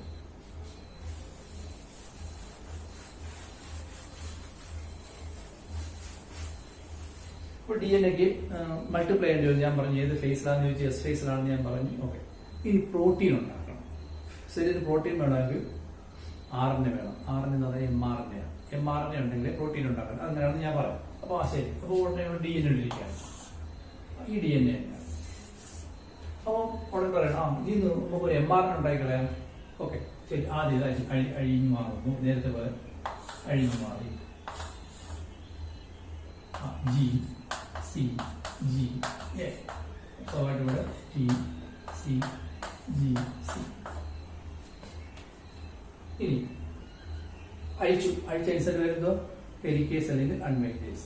ഇനി RNA-യിൽ നിന്ന് DNA-യിൽ നിന്ന് RNA ഉണ്ടാകുന്ന പ്രക്രിയയാണ് ട്രാൻസ്ക്രിപ്ഷൻ എന്നാണ് വിളിക്കുന്നത്. ട്രാൻസ്ക്രിപ്ഷൻ പുതിയ വാക്കാം. DNA ഉണ്ടായ DNA റെപ്ലിക്കേഷൻ വളരെ സിമ്പിൾ. പക്ഷെ DNA ഉണ്ടായിരുന്നത് ട്രാൻസ്ക്രിപ്ഷൻ എന്നാണ്, അല്ല റെപ്ലിക്കേഷൻ എന്നല്ല. കാരണം റെപ്ലിക്കേഷൻ അല്ലല്ലോ, പുതിയ സാധനമാണ്. സോ DNA വന്നിട്ട് വരാണെന്നാണ് ട്രാൻസ്ക്രിപ്ഷൻ. ഇതിന്റെ സയൻസിന്റെ പേര് RNA പോളിമറേസ് എന്നാണ്. RNA polymerase. അപ്പൊ എന്ത് ചെയ്യുന്നു? RNA പോളിമറേസ് ഇവിടെ വരും. ഇവിടെ നേരത്തെ പോലെ ന്യൂക്ലിയേറ്റ് കിടപ്പുണ്ട്. A കിടപ്പുണ്ട്, T കിടപ്പുണ്ട്, G കിടപ്പുണ്ട്, C കിടപ്പുണ്ട്, U കിടപ്പുണ്ട്. അതിന്റെ സെല്ലുണ്ട് യുറാസിൽ, അതും കിടപ്പുണ്ട്. പക്ഷെ നേരത്തെ അത് ടൈമിന് മതി എന്നുള്ളത്. അപ്പൊ ഇവിടെ RNA പോളിമറേസ് G ആണല്ലോ, Eക്ക് പറ്റിയ ആശം വരും. അവിടെ തന്നെ നമ്മൾ G കൊണ്ടുവരും. കൊണ്ടുവരുന്നത് എങ്ങനെ പഠിക്കും കേട്ടോ. C വന്നു, കൊള്ളാം. ഇനി സിക്ക് പറ്റിയതാണ് G. G വരട്ടെ, വന്നു, അത് നമ്മൾ ഒട്ടി. ഇനി G ആണല്ലോ, വരും, C വരും, C വന്നു, അത് നമ്മൾ ഒട്ടി. ഇനി A ആണല്ലോ, ആണ്. പക്ഷെ എൻസൈം ഏതാണ്? RNA പോളിമറേസ് ആണ്. അയാൾ ആരെ കൊണ്ടുവരുത്തോളൂ? യുറാസിനെ കൊണ്ടുവരും. കാരണം അയാൾ RNA ആണ് ഉണ്ടാക്കാൻ സാധിക്കുന്നത്. സോ ഇവിടെ ആര് വരും? U വരും, ഡബിൾ ഹൈഡ്രജൻ ബോണ്ട്, അത് ഒട്ടി. അപ്പൊ ഇത് RNA ആണോ DNA ആണോ? ഇത് RNA ആണ്. കാരണം അതിനകത്താണ് CGC U ആണ്. യുറാസിൽ എപ്പോഴും അതിനകത്തുള്ളൂ, RNA വരത്തുള്ളൂ. മാത്രമല്ല ഒരു കാര്യം, ഇത് ചെയ്തു കഴിഞ്ഞാൽ ഈ എൻസൈം പണിയങ്ങ് നിർത്തും. അങ്ങോട്ട് പോയിട്ട് ഇവിടെ ഉണ്ടാക്കത്തില്ല. എപ്പോഴും DNA-യുടെ ഒരു സ്റ്റാൻഡിൽ നിന്ന് മാത്രമേ RNA ഉണ്ടാവൂ, മറ്റൊരു സ്റ്റാൻഡിൽ നിന്ന് ഉണ്ടാവുകയില്ല. എന്ന കാരണമാണ് ഞാൻ പറയാം. അപ്പോ DNA-യുടെ ഏത് സ്റ്റാൻഡാണ് RNA ഉണ്ടാകുന്നത്? നമ്മൾ ടെംപ്ലേറ്റ് സ്റ്റാൻഡ് എന്നാണ് വിളിക്കുന്നത്. ടെംപ്ലേറ്റ് സ്റ്റാൻഡ്, മറ്റേ കോഡിംഗ് സ്റ്റാൻഡ് എന്ന് വിളിക്കും. അത് നമ്മൾ പിന്നെ പഠിക്കും. ഞാൻ പറഞ്ഞത് പുറത്തിലേക്ക് കുഴപ്പമില്ല. അപ്പോ ഇവിടെ ഏത് എൻസൈമാണുള്ളത്? RNA പോളിമറേസ് എൻസൈമാണ് വന്നത്. അയാൾ ഒരിക്കലും ഇവിടെ ടൈമിനെ ഒട്ടിക്കാൻ സമ്മതിക്കത്തില്ല. കാരണം അയാൾ RNA ഉണ്ടാകുന്നത്. അതുകൊണ്ടായപ്പോൾ യുറാസിലിനെ മാത്രമേ ഒട്ടിക്കാൻ സമ്മതിക്കൂ. അങ്ങനെ DNA ബന്ധമുണ്ടായി. ദിസ് ഈസ് RNA ഉണ്ടായി അല്ലേ? അപ്പോൾ ഇതാണത് DNA RNA പ്രക്രിയയായ ട്രാൻസ്ക്രിപ്ഷൻ. ഇനി RNA പ്രോട്ടീൻ ഉണ്ടാകും. അതിനാണ് ട്രാൻസ്ലേഷൻ എന്നാ പറയുന്നത്. ട്രാൻസ്ലേഷൻ RNA പ്രോട്ടീൻ ഉണ്ടാകുന്നതാണ് ട്രാൻസ്ലേഷൻ. അത് തന്നെയാണ് ജസ്റ്റ് ഒന്ന് പറയാം, കാരണം അത് നമുക്ക് ആവശ്യമുള്ള. എങ്ങനെയാണ് ഈ RNA വന്നത്? ഈ RNA ഞാൻ വിളിക്കുന്നത് mRNA എന്നാണ്. മെസ്സഞ്ചർ RNA പലയിടത്തുണ്ട് കേട്ടോ. tRNA, transfer RNA, rRNA, ribosomal RNA, mRNA, Messenger RNA, പല RNA ഉണ്ട്. അപ്പം ഇതിപ്പോ ഒരു ഉപയോഗം അനുസരിച്ച് ഇപ്പൊ പ്രോട്ടീൻ ഉണ്ടാക്കാൻ വേണ്ടി ഉണ്ടാക്കിയതാണ്. ഓക്കെ, ശരി, പ്രോട്ടീൻ ഉണ്ടാക്കാം. എങ്ങനെ നോക്കി കൊടുക്കുക? റൈബോസോം. റൈബോസോം 2 യൂണിറ്റ് പഠിച്ചിട്ടുണ്ടല്ലോ. ഏതാണ്? ലാർജ് യൂണിറ്റും സ്മാൾ യൂണിറ്റും. അപ്പൊ നിങ്ങളുടെ ശരീരത്താണെങ്കിൽ 60, 40, ബാക്ടീരിയ ശരീരത്തിനാണെങ്കിൽ 30, 50. ഇതിടയ്ക്കോട്ട് ഇങ്ങനെ mRNA ഇങ്ങനെ കയറിയിരിക്കും. mRNA ഇടയ്ക്കോട്ട് ഇടിച്ചിങ്ങനെ കയറും. എന്നിട്ട് ഇതിനകത്ത് ഒരുപാട് അക്ഷരങ്ങളുണ്ടെന്ന് പറഞ്ഞാൽ 3 അക്ഷരം വായിച്ചു പോകും. ഈ 3 അക്ഷരത്തെ വിളിക്കുന്നത് ട്രിപ്ലറ്റ് കോഡ് എന്നാണ് പറയുന്നത്. ട്രിപ്ലറ്റ് കോഡ് 3 ബേസസ് വിളിക്കുന്നത് ട്രിപ്ലറ്റ് കോഡ്. ഈ 3 ബേസസ് വായിച്ചു പോകും. അത് AUG എന്നായിരിക്കും. എപ്പോഴും അങ്ങനെയാണ്. ഏത് RNA-യുടെ തുടക്കത്തിലുള്ള ബോഡി AUG ആയിരിക്കും. ഇനി നമ്മുടെ ശരീരത്തിൽ ധാരാളം അമിനോസ് 20 അമിനോസുകളുണ്ട്. മെത്യോനൈൻ, സിറൈൻ, ലൂസിൻ, ഐസോലൂസിൻ, അർജിനൈൻ, ഇങ്ങനെ ഒരുപാട് 20 അമിനോസ് ഉണ്ട്. അതെല്ലാം നിങ്ങൾ ചാപ്റ്റർ പഠിക്കും, 20 പേര് പഠിക്കും. അപ്പൊ ഇത് വായിച്ചു ഇവിടെ എന്തോടെ ആദ്യത്തെ അമിനോസിഡ്? ഇത് ആദ്യത്തെ കോഡ് ഏതാണ്? ഓരോ അമിനോസിനെയും ഒരു ട്രിപ്പിൾ കോഡാണ് കോഡ് ചെയ്യുന്നത്. 20 അമിനോസിനെയും വേണ്ടി 64 കോഡുകൾ കോഡ് ചെയ്യുക. അത് പഠിച്ചെങ്ങനെയാണ്? അപ്പൊ AUG എന്ന് പറഞ്ഞാൽ മെത്യോനൈൻ എന്നൊരു അമിനോസിനാണ് കോഡ് ചെയ്യുന്നത്. അപ്പൊ എന്ത് ചെയ്യുന്നു? ഇവിടെ വന്ന് ഒട്ടാൻ വേണ്ടി കുറെ എൻസൈമുകളുണ്ട്. അത് നിങ്ങൾ പഠിക്കുക. എൻസൈമുകൾ കൊണ്ടുവരും. AUG ആണല്ലോ ആദ്യത്തെ കോഡ്. ശരി, മെത്യോനൈൻ ഇവിടെ കൊണ്ടുവരും. ആ മെത്യോനൈൻ കൊണ്ടുവരുന്നത് tRNA ആണ്. tRNA ഇങ്ങനെയൊക്കെ tRNA അതിവിടെ കൊണ്ടുവരും. ഇത് മെത്യോനൈൻ ആണ്. മെത്യോനൈൻ വളരെ ഡീറ്റെയിൽ പഠിക്കണം, ജസ്റ്റ് മനസ്സിലാക്കുക. അപ്പൊ ഇത് തുടങ്ങിക്കഴിയും. mRNA ഉണ്ടാവില്ല, പ്രോട്ടീൻ ഉണ്ടാകാൻ വിദ്യ തുടങ്ങിക്കഴിയും. അപ്പൊ അതെങ്ങനെ ചെയ്യുന്നത്? റൈബോസോമിന്റെ 2 യൂണിറ്റിന്റെ ഇടയ്ക്കോട്ട് mRNA കയറിയിരിക്കും. അതിനുള്ള 3 അക്ഷരങ്ങൾ വായിച്ചു പോകുന്നു. AUG ആണ് എല്ലാ mRNA അക്ഷരം AUG ആയിരിക്കും. ഇത് തന്നെയല്ല കേട്ടോ, മാറ്റി പറയാം, AUG ആയിരിക്കും. ആദ്യം AUG വരുന്നത് നമ്മൾ ഇനീസിയേഷൻ കോഡോൺ എന്നൊക്കെ വിളിക്കുന്നത്. അപ്പൊ tRNA എന്ന് പറയുന്നത് tRNA ഇവിടെ വന്നിട്ട് ഒരു മെറ്റോനിൻ എന്ന അമിനോ ആസിഡ് കൊണ്ടുവരും. ഇതാണ് ഈ കൊടവല്ലിരിക്കുന്നതാണ് tRNA, ട്രാൻസ്ഫർ RNA. ഇയാള് ചുമട്ടുകാരനാണ്, ചുമന്നുകൊണ്ട് വരും, അതിന് ചുവട്ട് കണ്ടിരിക്കും, ഇതാണ് അമിനോ ആസിഡ്, നമ്മുടെ കൊണ്ടുവന്ന് ഒട്ടിച്ചു. അതെന്തായാലും മെറ്റോനിൻ ആയിരിക്കും, കാരണം AUG എപ്പോഴും കോഡ് ചെയ്യുന്നത് മെറ്റോനിൻ എന്ന അമിനോ ആസിഡാണ്. എന്നിട്ട് ഈ റൈബോസോമിൻ ഇത് പുറത്തേക്ക് ഇച്ചിരി ഇങ്ങോട്ട് തള്ളി പുറത്തേക്ക് ചാടും. ഈ പുറത്തേക്ക് തള്ളി വരും. തള്ളി വരുമ്പോൾ ആരെങ്കിലും കൊണ്ട് ചാടും,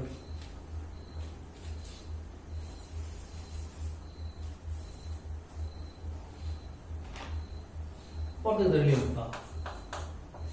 അതിനകത്ത് ഇതായിരിക്കുകയാണ്, ഇതാണ് മെറ്റോനിലേക്ക് ഇരിക്കുകയാണ്. അപ്പൊ പുതിയ 3 കോഡ് ഇവിടെ വരും. കാരണം ഒരുപാട് കോഡിങ്ങനെ ഉണ്ടല്ലോ.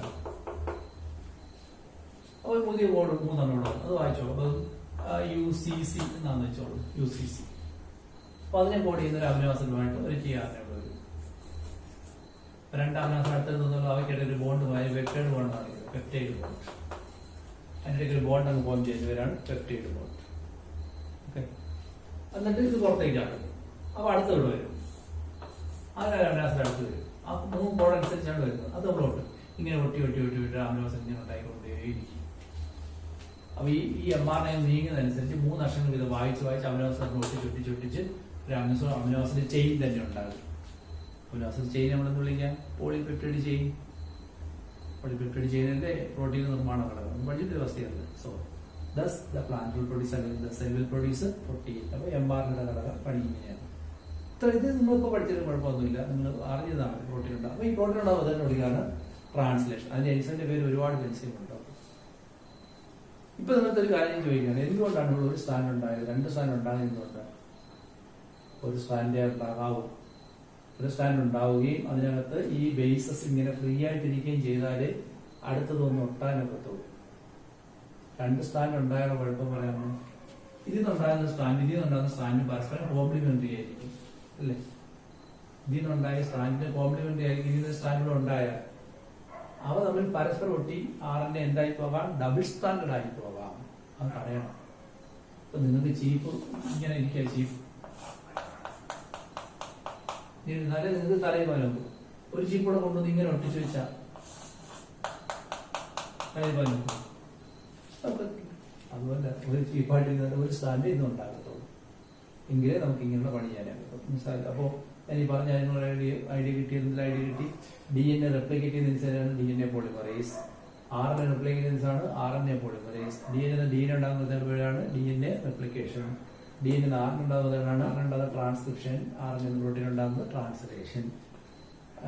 RNA എപ്പോഴും സിംഗിൾ സ്റ്റാൻഡ് ആയിരിക്കും, DNA ഡബിൾ സ്റ്റാൻഡ് ആയിരിക്കും. DNA കോപ്പി ഉണ്ടാകാൻ സഹായിക്കുന്ന എൻസൈം DNA പോളിമറേസ്. DNA അഴിക്കുന്ന എൻസൈം ഹെലിക്കേസ് അഥവാ അൺവൈൻഡേസ്. RNAയിൽ നിന്നും പ്രോട്ടീൻ ഉണ്ടാക്കാൻ ആവശ്യമുള്ള കോശാംഗമാണ് റൈബോസോമുകൾ. അത് ധാരാളം പോളിപെപ്റ്റൈഡ് തമ്മിൽ ചേർന്ന് പ്രോട്ടീൻ ഉണ്ടാക്കുന്നു. ഓക്കെ, RNAക്ക് ഒരു സ്റ്റാൻഡേ ഉള്ളൂ, DNAക്ക് 2 സ്റ്റാൻഡ് ഉണ്ട്. ആ DNAക്കകത്തുള്ള nitrobase adenine, thymine, guanine, cytosine. RNAക്കകത്തുള്ളത് അഡിനിൻ, ട്രാൻസിൻ, ഗുവാനിൻ, സൈറ്റോസിൻ. ഓക്കെ, ഇതെല്ലാം മനസ്സിലാക്കിയല്ലോ, ഏകദേശം ഐഡിയ കിട്ടി. ഇനി സ്വഭാവങ്ങളെ എങ്ങനെ തീരുമാനിക്കുന്നു എന്ന് വെച്ചാൽ പ്രോട്ടീനുകളാണ് സ്വഭാവങ്ങളെ തീരുമാനിക്കുന്നത്. ഒരു പ്രത്യേക പ്രോട്ടീൻ നമ്മൾ ചേർത്തുണ്ട്. ഫോർ എക്സാമ്പിൾ ഗ്രോത്ത് ഹോർമോൺ ആണെന്ന് വെച്ചോളൂ, അതിന്റെ അളവനുസരിച്ച് ഗ്രോത്ത് ഉണ്ടാകുന്നത്. അല്ല, ഭക്ഷണം കഴിക്കുന്നതാണ് ഗ്രോത്ത് ഉണ്ടാകുന്നത്. നമ്മൾ എത്രത്തോളം വളരണം തീരുമാനിക്കുന്ന ഭക്ഷണമല്ല. ഭക്ഷണം ഒരു ഘടകം മാത്രമാണ്, പക്ഷേ ഗ്രോത്ത് ഹോർമോണുകളാണ്. അത് എത്രത്തോളം ഉണ്ടാകണം തീരുമാനിക്കുന്നത് നമ്മുടെ ജീനുകളാണ്. ജീനുകൾ എങ്ങനെയാണ് ഈ പ്രോട്ടീനുകളെ എത്രത്തോളം ഉണ്ടാക്കുക എന്നുള്ള അതിന്റെ കോഡുകൾ അനുസരിച്ചാണ്. അപ്പോൾ ഈ സ്വഭാവങ്ങൾക്ക് കാരണം ഈ ജീനുകളാണെന്ന് ഞാൻ പറയും. ഈ mRNA എങ്ങനെയായാലും തീരുമാനിക്കുന്നത് ഈ DNA ആണ്, അല്ലേ? ഈ DNA-ക്കകത്ത് എന്തെല്ലാം ജീനുകളുണ്ടെന്ന് തീരുമാനിക്കുന്നത് നമ്മുടെ ജനിതക ഘടനയാണ്. നമുക്ക് ഈ DNA-ക്കകത്ത് മാറ്റങ്ങൾ വരുത്തി കഴിഞ്ഞാൽ mRNA-യിൽ മാറ്റം ഉണ്ടാകും, അതനുസരിച്ച് പ്രോട്ടീനകത്ത് മാറ്റം ഉണ്ടാകും, സ്വഭാവത്തിന് മാറ്റം ഉണ്ടാകും. അത് നമ്മൾ ഈ ചാപ്റ്റർ പഠിക്കുന്നു. ഒരു കാര്യം മനസ്സിലായി, ഈ പ്രോട്ടീനുകളാണ് നമ്മുടെ സ്വഭാവങ്ങളെ തീരുമാനിക്കുന്നത്. അങ്ങനെയാണ് പ്രോട്ടീന് മാറ്റം വരുത്താൻ mRNA-യിൽ മാറ്റം വരുത്തിയാൽ മതി. mRNA മാറ്റം വരുത്തണമെങ്കിൽ DNA മാറ്റം വരുത്തിയാൽ മതി. അങ്ങനെ DNA-ക്കകത്ത് മാറ്റങ്ങൾ വരുത്താം. ഇങ്ങനെ മുറിച്ചു മാറ്റിയോ കൂട്ടിച്ചേർത്തോ ജീവജാലം സ്വഭാവ വ്യത്യാസം ഉണ്ടാക്കാം. അതാണ് എന്ത്, ജനറ്റിക് എഞ്ചിനീയറിംഗ്. അത് പറയാനാണ് ഞാൻ ഇത്രയും പറഞ്ഞത്. അപ്പോൾ പ്രോട്ടീനുകളുടെ സ്വഭാവം മാറ്റാൻ mRNA മാറ്റിയാൽ മതി. mRNA മാറ്റണമെങ്കിൽ DNA മാറ്റിയാൽ മതി. DNA മാറ്റുക എന്ന് വെച്ചാൽ മുറിച്ചോ കൂട്ടിച്ചേർത്തോ നമുക്ക് സ്വഭാവങ്ങളെ മാറ്റം വരുത്താം. That is called genetic engineer. മനസ്സിലായല്ലോ. അപ്പോൾ ഇതൊരു ബേസിക് ആയിട്ട് പഠിച്ചുകൊണ്ട് ഒരു കാര്യം കൂടെ പറഞ്ഞിട്ട് നമുക്ക് ചാപ്റ്ററിലേക്ക് വരാം.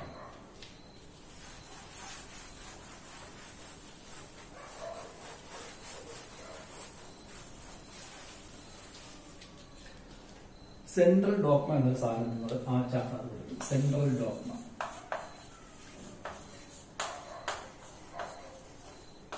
അതിതാണ് ഞാനിപ്പോ പറഞ്ഞാൽ DNA നിന്ന് DNA ഉണ്ടാകുന്നു. ഇതാണ് DNA റെപ്ലിക്കേഷൻ.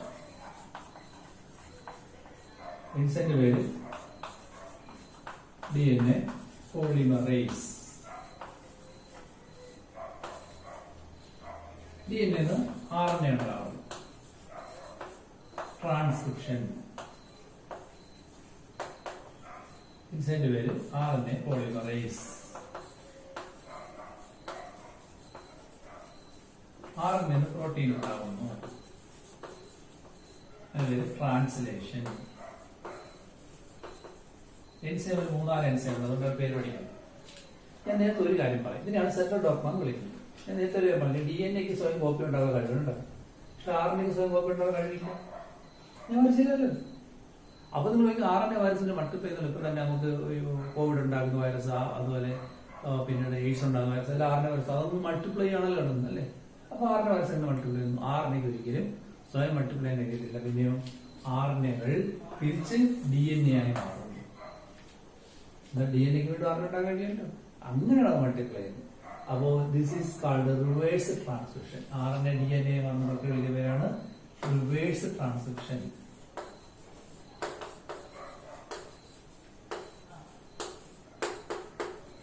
അതിന്റെ എൻസൈമിന്റെ പേര് റിവേഴ്സ് ട്രാൻസ്ക്രിപ്റ്റേസ് എന്നാണ്.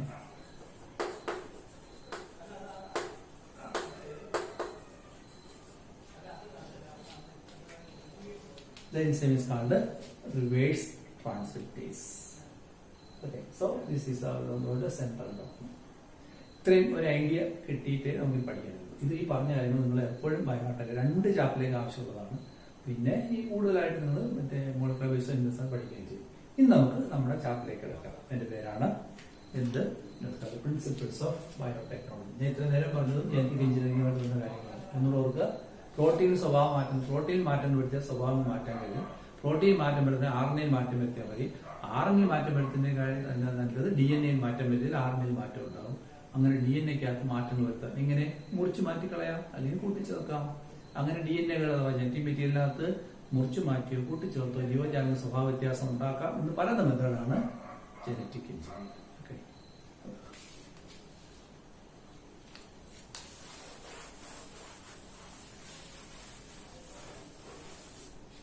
so let's start the chapter called Principles of Biotechnology.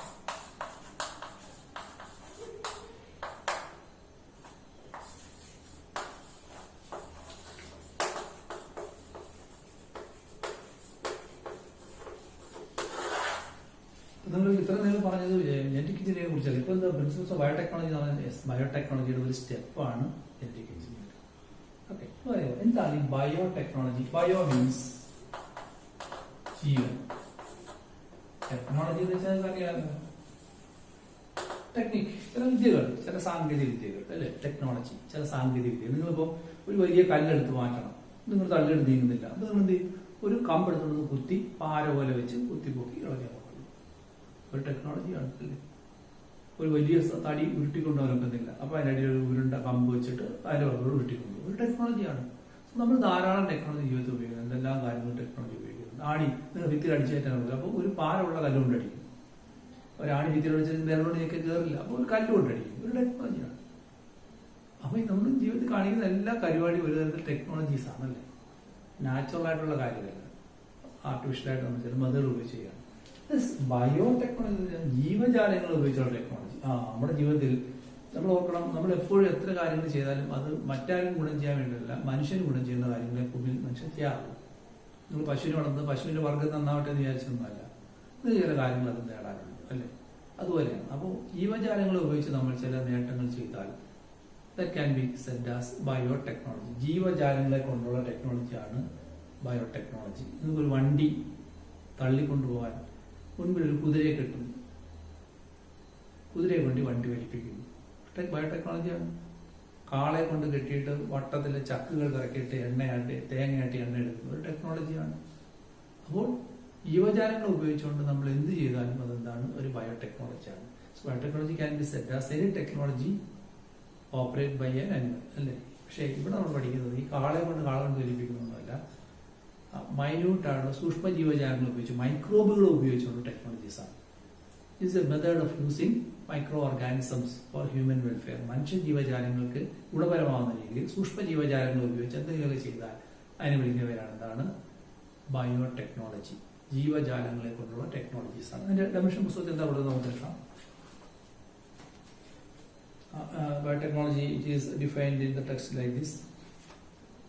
It's a technique using live organisms or enzyme from organism to produce product and services for human welfare. It's a technique using live organisms or enzyme from organism for product and services for human consumption. മനുഷ്യന്റെ ഉപയോഗത്തിന് വേണ്ടിയിട്ട് സൂക്ഷ്മ ജീവജാലങ്ങളെ നേരിട്ടോ അല്ലെങ്കിൽ അവയിൽ നിന്ന് കിട്ടുന്ന എൻസൈമുകളോ ഉപയോഗിച്ച് എന്തെങ്കിലും പ്രോഡക്റ്റോ ഒരു സർവീസോ ഉണ്ടാകുന്നെങ്കിൽ that can be set as biotechnology. നേരത്തെ പറഞ്ഞാലോ, ജീവജാലങ്ങൾ ഉപയോഗിച്ച് നിങ്ങൾക്ക് എന്തെങ്കിലും ഉൽപ്പന്നങ്ങളോ സർവീസോ കിട്ടുന്നുവെങ്കിൽ അത് നമുക്ക് എന്ത് വിളിക്കാം, ബയോടെക്നോളജി എന്ന് വിളിക്കാം. ഇവിടെ സൂക്ഷ്മ ജീവജാലങ്ങൾ ഉപയോഗിക്കുന്നത് മാത്രമേ ഉള്ളൂ. എന്നാൽ ഉൽപ്പന്നങ്ങളും അതുപോലെ തന്നെ സർവീസസ് എന്ന് പറഞ്ഞു കഴിഞ്ഞാൽ, ഇപ്പൊ കാളെ കൊണ്ട് വലിപ്പിക്കും എന്ന് പറയുന്നത് ഒരു സർവീസാണ് അല്ലെ. ഈസ്റ്റിനെ കൊണ്ട് വീഞ്ഞ് പുളിപ്പിക്കും എന്ന് പറഞ്ഞാൽ ഈ വീഞ്ഞിനെ പുളിപ്പിച്ചെടുക്കുവാൻ അതിൽ എൻസൈം ചെയ്യുക അല്ലെ. അപ്പോൾ നേരിട്ട് ഒന്നുകിൽ അവയെ കൊണ്ട് ചെയ്യിക്കുന്നു, അല്ലെ അവയെ തന്നെ അപ്പാടെ നമ്മൾ ഉപയോഗിക്കുന്നു. ഈസ്റ്റ് നമ്മൾ ഭക്ഷണമാക്കി ഉപയോഗിക്കുന്നുണ്ട് അല്ലെ. അതാണ് പ്രോഡക്റ്റ് ഓർ സർവീസസ്. നിങ്ങൾക്കറിയാം റുക്കി ചീസ് എന്ന് കേട്ടിട്ടുണ്ട്, നിങ്ങൾ പഠിക്കും. That is microbes and human welfare പഠിക്കും. ചീസ് എടുത്തു കഴിഞ്ഞാൽ നിങ്ങൾ ഈ ടോമാൻ ജനിക്കാത്തൊക്കെ ചീസ് എരി എടുത്തിട്ട് അതിനകത്ത് ഇങ്ങനെ ദ്വാരങ്ങൾ വെക്കുന്നുണ്ട്. ഈ ദ്വാരം യഥാർത്ഥത്തിൽ സ്വയം ഉണ്ടാകുന്നു. അതിനകത്ത് ഒരു റുക്കിഫോർട്ടി എന്ന് പറയുന്ന ഒരു ഫംഗസ് അതിനകത്ത് ചേർത്ത് ആ ഫംഗസ് അതിനകത്ത് ചില ഫെർമെന്റേഷൻ നടത്തിയിട്ട് അതിനെ വലിയ ടേസ്റ്റ് ഉള്ളതാക്കി മാറ്റും. അപ്പത്തിന് മാവ് പുളിപ്പിച്ചെടുക്കത്തില്ലേ അല്ലെ, അതൊരു സർവീസാണ്. അപ്പൊ ഇങ്ങനെയൊക്കെയാണ്. അപ്പൊ ഒന്നുകൂടെ കേട്ടുള്ളൂ, what is biotechnology? Is a technique using live organism, ജന്തുക്കളെയാണ്, ചത്തനെയല്ല, ജീവജാലങ്ങൾ ഉപയോഗിക്കുന്നു. ഓർ ദർ എൻസൈം, അല്ലെങ്കിൽ അവയിലുണ്ടാകുന്ന എൻസൈം ഉപയോഗിച്ചുകൊണ്ട് എന്ത് ചെയ്യുന്നു, to produce product and services that are useful for human being. Example സാറിന് കൂടുതൽ മനസ്സിലാവും. മേക്കിംഗ് കർഡ്, തൈര് ഉണ്ടാക്കും. നിങ്ങൾ എന്തായിരുന്നു, പാലിനകത്തോട്ട് എന്തൊഴിച്ചു കൊടുക്കുന്നു, നേരത്തെ ഇപ്പം തൈര് ഒഴിച്ചു കൊടുക്കും. ആ തൈരിനകത്ത് എന്തുണ്ട്, പാലിനെ തൈരാക്കുന്ന ബാക്ടീരിയ ഉണ്ടല്ലേ, ലാക്ടോബാസിലസ് എന്ന് പറയുന്ന ബാക്ടീരിയകളുണ്ട്. അത് പാലിനെ എന്താകും, പുളിപ്പിച്ച് തൈരാക്കി തരും. അപ്പോൾ പാലിനെ തൈരാക്കാൻ വേണ്ടി നമ്മൾ ജീവജാലങ്ങൾ ഉപയോഗിക്കുകയാണ് ചെയ്യുന്നത്. That's A biotechnology. Also making wine ഉണ്ടാക്കുന്നത് എങ്ങനെയാണ്, മുന്തിരിച്ചാറെടുത്ത് ഈസ്റ്റും ചേർത്ത് അടച്ച് ഇങ്ങനെ വെച്ചേക്കും അല്ലെ. അപ്പൊ അത് പൊളിച്ച് അതിനകത്ത് ഇത് കുളമുണ്ടായി നല്ല വൈനായിട്ട് മാറും അല്ലെ. ബേക്കിംഗ് ഇൻഡസ്ട്രി അല്ലെ, ഈസ്റ്റ് ഉപയോഗിച്ചല്ലേ ബേക്കിംഗ് ഇൻഡസ്ട്രി എന്ന് പറയുന്ന ഇൻഡസ്ട്രിയാണ് പ്രവർത്തിക്കുന്നത് അല്ലെ. ബേക്കറി അല്ലെ, ബ്രെഡൊക്കെ ഉണ്ടാക്കുന്നത് അല്ലെ. Making bread, wine, then making curd from milk. Everythings are method used by living organism. We can call it as a biotechnology. Okay, അപ്പോൾ പുസ്തകത്തിൽ 3 എക്സാമ്പിൾ കൊടുത്തിട്ടുള്ളൂ.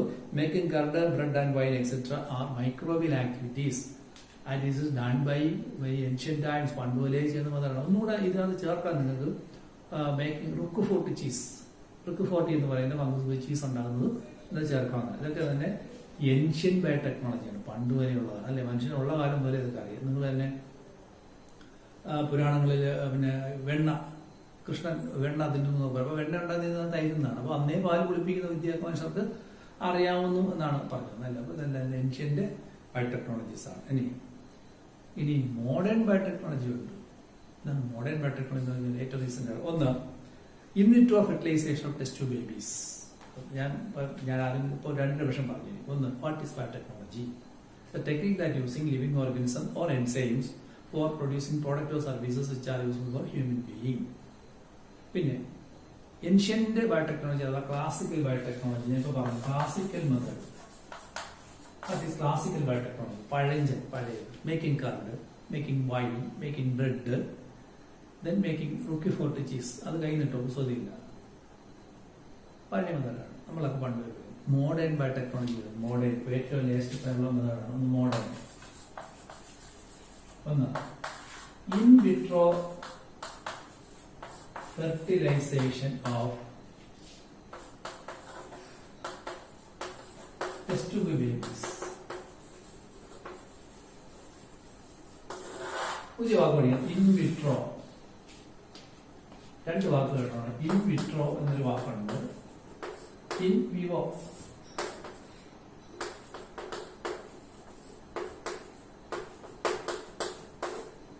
ഇൻ വിട്രോയും ഇൻ വിവോയും.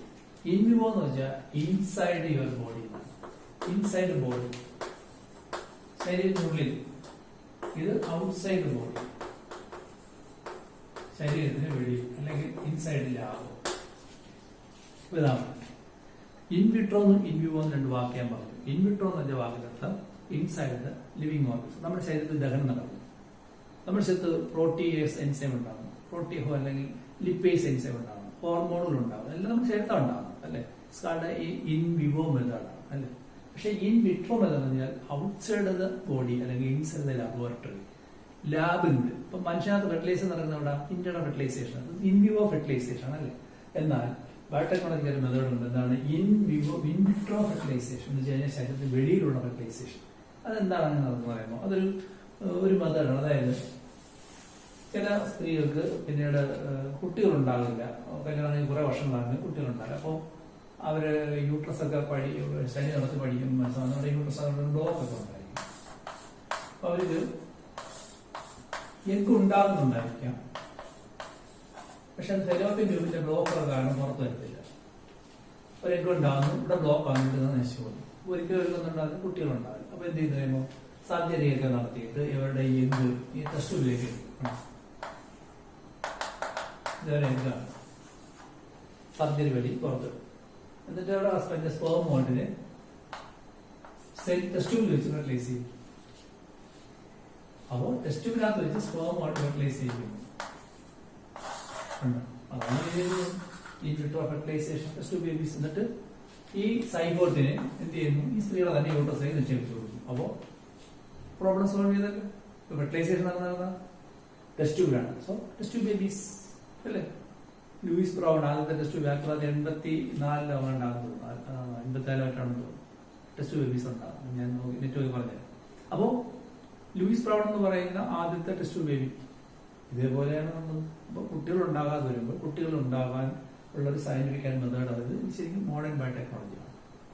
അത് മനസ്സിലായല്ലോ. എന്താണ് ഒന്ന് in vitro fertilization, test baby. പിന്നെ production of DNA vaccine.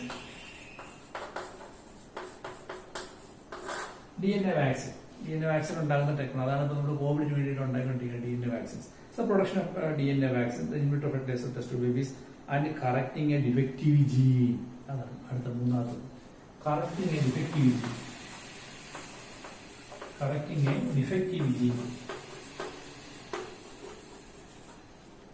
Defect ഉള്ളൊരു ജീൻ കറക്റ്റ് ചെയ്യാം. അത് നല്ല അതെങ്ങനെ ചെയ്യാൻ കഴിയും? അതിന്റെ എക്സാമ്പിൾ ഞാൻ പറയാം. ഒരു സാങ്കല്പിക കഥയാണ്, നടക്കുന്ന കഥയാണ് ഞാൻ പറയാം. ഇൻവിട്രോ ഫെർട്ടിലൈസേഷൻ ടെസ്റ്റ് ചെയ്ത് മനസ്സിലായി. DNA വാക്സിൻ ഉണ്ടാക്കുന്നത് എങ്ങനെയാണെന്ന് ഞാനൊരു ക്ലിപ്പിംഗ് ഇട്ട് കാണിക്കാം. കൂടുതൽ പഠിക്കാനില്ല, അതുപോലെ പറഞ്ഞ പോലെ ഉള്ളതാണ്. അതിന്റെ ഒരു നെറ്റ് നമ്മൾ ചെറുത്ത് കാണിക്കുന്നുണ്ട്, അത് വായിച്ചു വെച്ചേക്കാം. മനസ്സിലാക്കിയാൽ DNA വാക്സിൻ ഉണ്ടാകുന്നുണ്ട്. വാട്ടർ DNA വാക്സിൻ മാത്രം മനസ്സിലാക്കി. അത് മോഡേൺ ബയോടെക്നോളജിയാണ്. ഈ കറക്റ്റിംഗ് ഡിഫക്റ്റീവ് എന്ന് പറഞ്ഞാൽ എന്താണ് നമുക്ക് നോക്കാം. ഒരു എക്സാമ്പിൾ പറയാം. ഇപ്പോ ഒരു അന്ധനായ യുവാവ് കാഴ്ചയില്ല. നിങ്ങൾക്കറിയാമോ, നമ്മുടെ കണ്ണ് ഉണ്ടാകാൻ ഒരു ജീൻ നമുക്ക് വേണം. കണ്ണിന്റെ ആകൃതികൾ നിയന്ത്രിക്കാൻ കുറെ ജീനുകൾ ഉണ്ടായിരിക്കും. കണ്ണിന്റെ പീലിയുടെ എണ്ണത്തെ നിയന്ത്രിക്കുന്ന കുറെ ജീനുകൾ ഉണ്ടായിരിക്കും. കണ്ണിന്റെ പ്രവർത്തനത്തെ നിയന്ത്രിക്കുന്ന ജീൻ ഉണ്ടായിരിക്കും. ഒരു കളക്ഷൻ ജീനിന്റെ പ്രവർത്തനമാണ് നമ്മുടെ കണ്ണിന്റെ പ്രവർത്തനം. കണ്ണുണ്ട്, കാഴ്ചയില്ല. എത്ര കണ്ണുള്ളവരുണ്ട്, കാഴ്ചയില്ല. കാരണം കാഴ്ച ഉണ്ടാകാൻ കാരണം റോഡ് കോശങ്ങളും ഫോൺ കോശങ്ങളും ഉണ്ടാകണമെന്നും അത് ഈ ലൈറ്റ് ഉണ്ടാകുമ്പോൾ അതിനകത്ത് ഉദ്ദീപനം നടക്കണമെന്നും അത് ഒപ്റ്റിക് നെർവ് തലച്ചെല്ലിൽ കൊണ്ടുപോകണമെന്നൊക്കെ തീരുമാനിക്കുന്ന ജീനുകൾ നമുക്കുണ്ട്. ഇതേതെങ്കിലും ജീൻ വർക്ക് ചെയ്യുന്നതെന്ന് വെച്ചോളൂ. ഞാൻ ചുരുക്കാൻ പറയാം, കണ്ണുണ്ട് പക്ഷെ കാഴ്ചയില്ല. കാഴ്ചയ്ക്കുള്ള ജീനില്ല. ഇയാളെ സ്ഥലത്ത് കാഴ്ചയ്ക്കുള്ള ജീനില്ല. അപ്പോൾ എന്തില്ല? കാഴ്ചയില്ല, പക്ഷെ എന്തുണ്ട്? കണ്ണുണ്ട്. എന്താ പ്രത്യേകം? ഇയാളുടെ ഫാദറിനും ഇയാളുടെ മദറിനും, അവരുടെ ഫാദറിനും മദറിനും ഒന്നും ഈ കാഴ്ച ഉണ്ടായിരുന്നില്ല. അപ്പോൾ ഒരു പാരമ്പര്യമായിട്ട് തന്നെ എന്താണ്? അന്ധരാണ്. ഇല്ലേ? അതാണ് സംഭവിച്ചത്. അതുകൊണ്ട് അയാളുടെ ജീൻ ഇല്ലാത്തത്. അല്ലാതെ ജീൻ പ്രവർത്തിക്കുന്നില്ല എന്നുള്ളതല്ല. ജീനില്ല. Gene is absent in gene. So he's a blind man. ഇദ്ദേഹം ഒരു പെൺകുട്ടിയെ കണ്ടുമുട്ടുന്നു. ആ കുട്ടി അന്ധയാണ്. കണ്ടുമുട്ടും ഞാൻ പറഞ്ഞിട്ടുണ്ടെങ്കിൽ കണ്ണില്ലാതെ തന്നെ കണ്ടുമുട്ടിയതല്ലേ. കണ്ടുമുട്ടാൻ ഇംഗ്ലീഷ് മീറ്റിംഗ് നടത്തും. ഇപ്പൊ കണ്ണില്ലാതെ ജന്തുക്കൾ അതിന്റെ ഇണയെ കണ്ടുമുട്ടത്തില്ല. അട്ട കണ്ണില്ല, അത് അതിന്റെ ഇണയെ കണ്ടുമുട്ടുക എന്നൊന്നും അർത്ഥമൊന്നുമില്ല. കണ്ടു മീറ്റിംഗ് മനസ്സിലാകും. അപ്പൊ ഈ കുട്ടിയെ കാണും. ഈ കുട്ടിയുടെ ഫാദർ മദർ അവരുടെ പേരൻസ് ഇന്നും തന്നെ കാഴ്ചകളല്ല. അപ്പൊ ഇവർ രണ്ടുപേരും എന്തില്ല, കാഴ്ചയുള്ള ജീൻ പാരമ്പര്യങ്ങളുടെ രക്തത്തിലില്ല, അവരുടെ ശരീരത്തിലില്ല, ഐ മീൻ സെല്ലിലില്ല, രക്തത്തിലല്ല സെല്ലിലില്ല. ഓക്കെ, ഇവർ വിവാഹം കഴിക്കാൻ തീരുമാനിച്ചു. സ്വാഭാവികമായിട്ട് ഒരു കുട്ടി ഉണ്ടാവുകയാണെങ്കിൽ ആ കുട്ടി എന്തായിരിക്കും? ശരിയല്ലേ? സോ ഇവിടുത്തെ ജീന്റെ ഡിഫക്റ്റ് എന്താണ്? A gene that is responsible for producing eyesight is defective. കാഴ്ചയിലാണ് ആ ജീൻ ഡിഫക്റ്റീവ്. അപ്പോ ഇന്നത്തെ കാലത്ത് ഇത് പരിഹരിക്കാം. ഈ കുട്ടിക്ക് കാഴ്ച കൊടുക്കാൻ കഴിയും. അവളാണ് ഈ ബയോടെക്നോളജി. എന്താണ്? ഇയാളുടെ ഗ്യാമേറ്റ് കൊടുക്കുന്നു. ഈ ഗ്യാമേറ്റ് അനലൈസ് ചെയ്യുമ്പോൾ നമുക്ക് തന്നെ അറിയാം എത്രാമത്തെ ദിവസം എത്രാമത്തെ ജീനാണ് കണ്ണിന്റെ കാഴ്ചയെ നിയന്ത്രിക്കുന്നത് അറിയാം. നമുക്കറിയാം, we know that human genome project. അതനുസരിച്ച് നമ്മുടെ ശരീരത്തിൽ എത്ര ജീനുണ്ടെന്ന്, ഓരോ ജീനും എന്തെല്ലാമാണ് ജോലി ചെയ്യുന്നത് വ്യക്തമായിട്ട് പഠിച്ചു കഴിഞ്ഞു. മനസ്സിലായി? Human genome project. അതനുസരിച്ച് ഒന്നാമത്തെ ക്രോമസോമിലാണ് ഇവിടെയാണ് ആ ജീൻ ഇരിക്കുന്നത്. ഈ ജീനാണ് കാഴ്ചയെ നിയന്ത്രിക്കുന്നത്. പക്ഷെ അത് ഡിഫക്റ്റീവാണ് എന്ന് മനസ്സിലാക്കുന്നു. ഈ കുട്ടിയുടെ എഗ് എടുത്തു. ആ എഗ്ഗിനകത്തുനിന്ന് ഒന്നാമത്തെ ക്രോമസോം എടുത്തു. ഈ ജീൻ ഡിഫക്റ്റീവാണ്. ബയോടെക്നോളജി എന്ത് ചെയ്യാൻ പോകുന്നു നോക്കൂ. ഈ ഗാമറ്റിന്റെ ഡിഫക്റ്റീവ് ജീനെ മുറിച്ചു കളഞ്ഞു. എന്നിട്ട് അവിടെ നല്ല ഫങ്ഷണൽ ആയിട്ടൊരു ജീൻ, കണ്ണിന്റെ കാഴ്ച ഉണ്ടാകുന്ന ഒരു ജീൻ അവിടെ ഒട്ടിച്ചു വെച്ചു. എന്നിട്ട് മുറിച്ചു കളഞ്ഞു, ഒട്ടിച്ചു വെച്ചു. Is it possible? യെസ്, അതാണ് പഠിക്കാൻ പോകുന്നത്. DNA എങ്ങനെ മുറിക്കാം, എങ്ങനെ ഒട്ടിക്കാം, അതൊക്കെയാണ് നമ്മൾ ഈ ചാപ്റ്റർ പഠിക്കുന്നത്. ഓക്കെ, ഇവിടെ ഡിഫക്റ്റീവ് ജീൻ മുറിച്ചു കളഞ്ഞു, പുതിയ നല്ല ജീൻ എടുത്ത് ഒട്ടിച്ചു വെച്ചു. നല്ല ജീൻ എടുത്ത് ഇട്ടു. എന്റെ ഒരു സെല്ലിൽ നിർത്താൽ മതി. ഞാൻ പറയുന്നത് നമ്മുടെ എല്ലാ ശരീരത്തില് 46 ക്രോമസോമാണ് ഓരോ സെല്ലിലും ഉള്ളതല്ലേ. ആ 46 ക്രോമസോം ഞാനുണ്ടായ സൈഗോട്ടിലുണ്ടായിരുന്നത്. എന്റെ every cell of an organism can develop in a complete organism from which cell is taken totipotency പഠിച്ചിട്ടില്ലേ? ഇപ്പൊ ഈ ഡിഫക്റ്റ് അല്ലാത്ത ജീൻ എവിടെ നിർത്തും? ഡോക്ടറെ നിർത്താൻ മതി അല്ലേ? അല്ലെങ്കിൽ വേറെ ആള് ജീൻ സംഭാവന കൊടുക്കും. ജീൻ ബാങ്കുകളുണ്ട് കേട്ടോ, സീഡ് ബാങ്കുകൾ. നമുക്ക് ജീൻ ബാങ്കുകളുണ്ട്. ഏത് ജീൻ വേണമെങ്കിലും ജീൻ ബാങ്കിൽ നിന്ന് എടുക്കാം. ബ്ലഡ് ബാങ്കിൽ നിന്ന് ബ്ലഡ് എടുക്കുന്നത് വലിയ ബുദ്ധിമുട്ടൊന്നും ഉണ്ടാകുന്നില്ലല്ലോ. പിന്നെ ജീൻ ബാങ്ക് ജീൻ എടുക്കാൻ തുടങ്ങും. സീഡ് ബാങ്കിൽ നിന്ന് സീഡ് എടുക്കുന്ന പോലെയുള്ളൂ.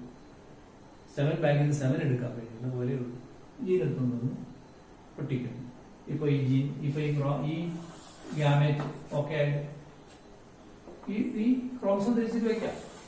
ഓക്കെ, ഇത് നമ്മൾ ചേർത്ത് സൈക്കോട്ട് ഉണ്ടായ കുട്ടിയിരിക്കുമ്പോൾ you will be going with good eyesight. correcting a defective gene is possible. അറിയാത്തുള്ളൂ. What are 3 examples of modern biotechnology. ഒന്ന് in vitro fertilizer test to baby, 2 production of DNA vaccine, 3rd one is called correcting a defective gene. ഇത് പറയാൻ ഇത്രയും പറഞ്ഞു. മനസ്സിലായി? So these are the difference between modern biotechnology and ancient biotechnology. Okay, ഇത് ഏതിലായിരിക്കും biotechnology, ഏതിലായിരിക്കും genetic engineering വരുന്നത്? Modern ബയോടെക്നോളജിയിലാണ്. Okay, ഞാൻ വായിക്കാനത് ഏകദേശം മനസ്സിലുണ്ടാകുന്നതായിരിക്കും. നമ്മൾ ആ ചാപ്റ്ററിലേക്ക് പ്രവേശിക്കുകയാണ്. നമ്മൾ ആ ചാപ്റ്ററിനെ കുറിച്ച് ഐഡിയ കിട്ടിക്കഴിഞ്ഞു. എന്താണ് നമ്മൾ ഈ ചാപ്റ്റർ പഠിക്കുന്നത് എന്നൊക്കെയുള്ള ഒരു ഐഡിയ കിട്ടിക്കഴിഞ്ഞു അല്ലേ?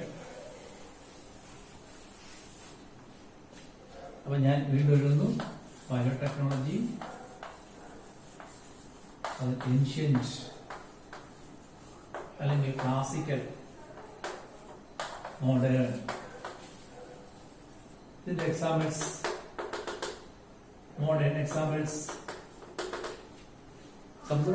Making curd, wine and bread.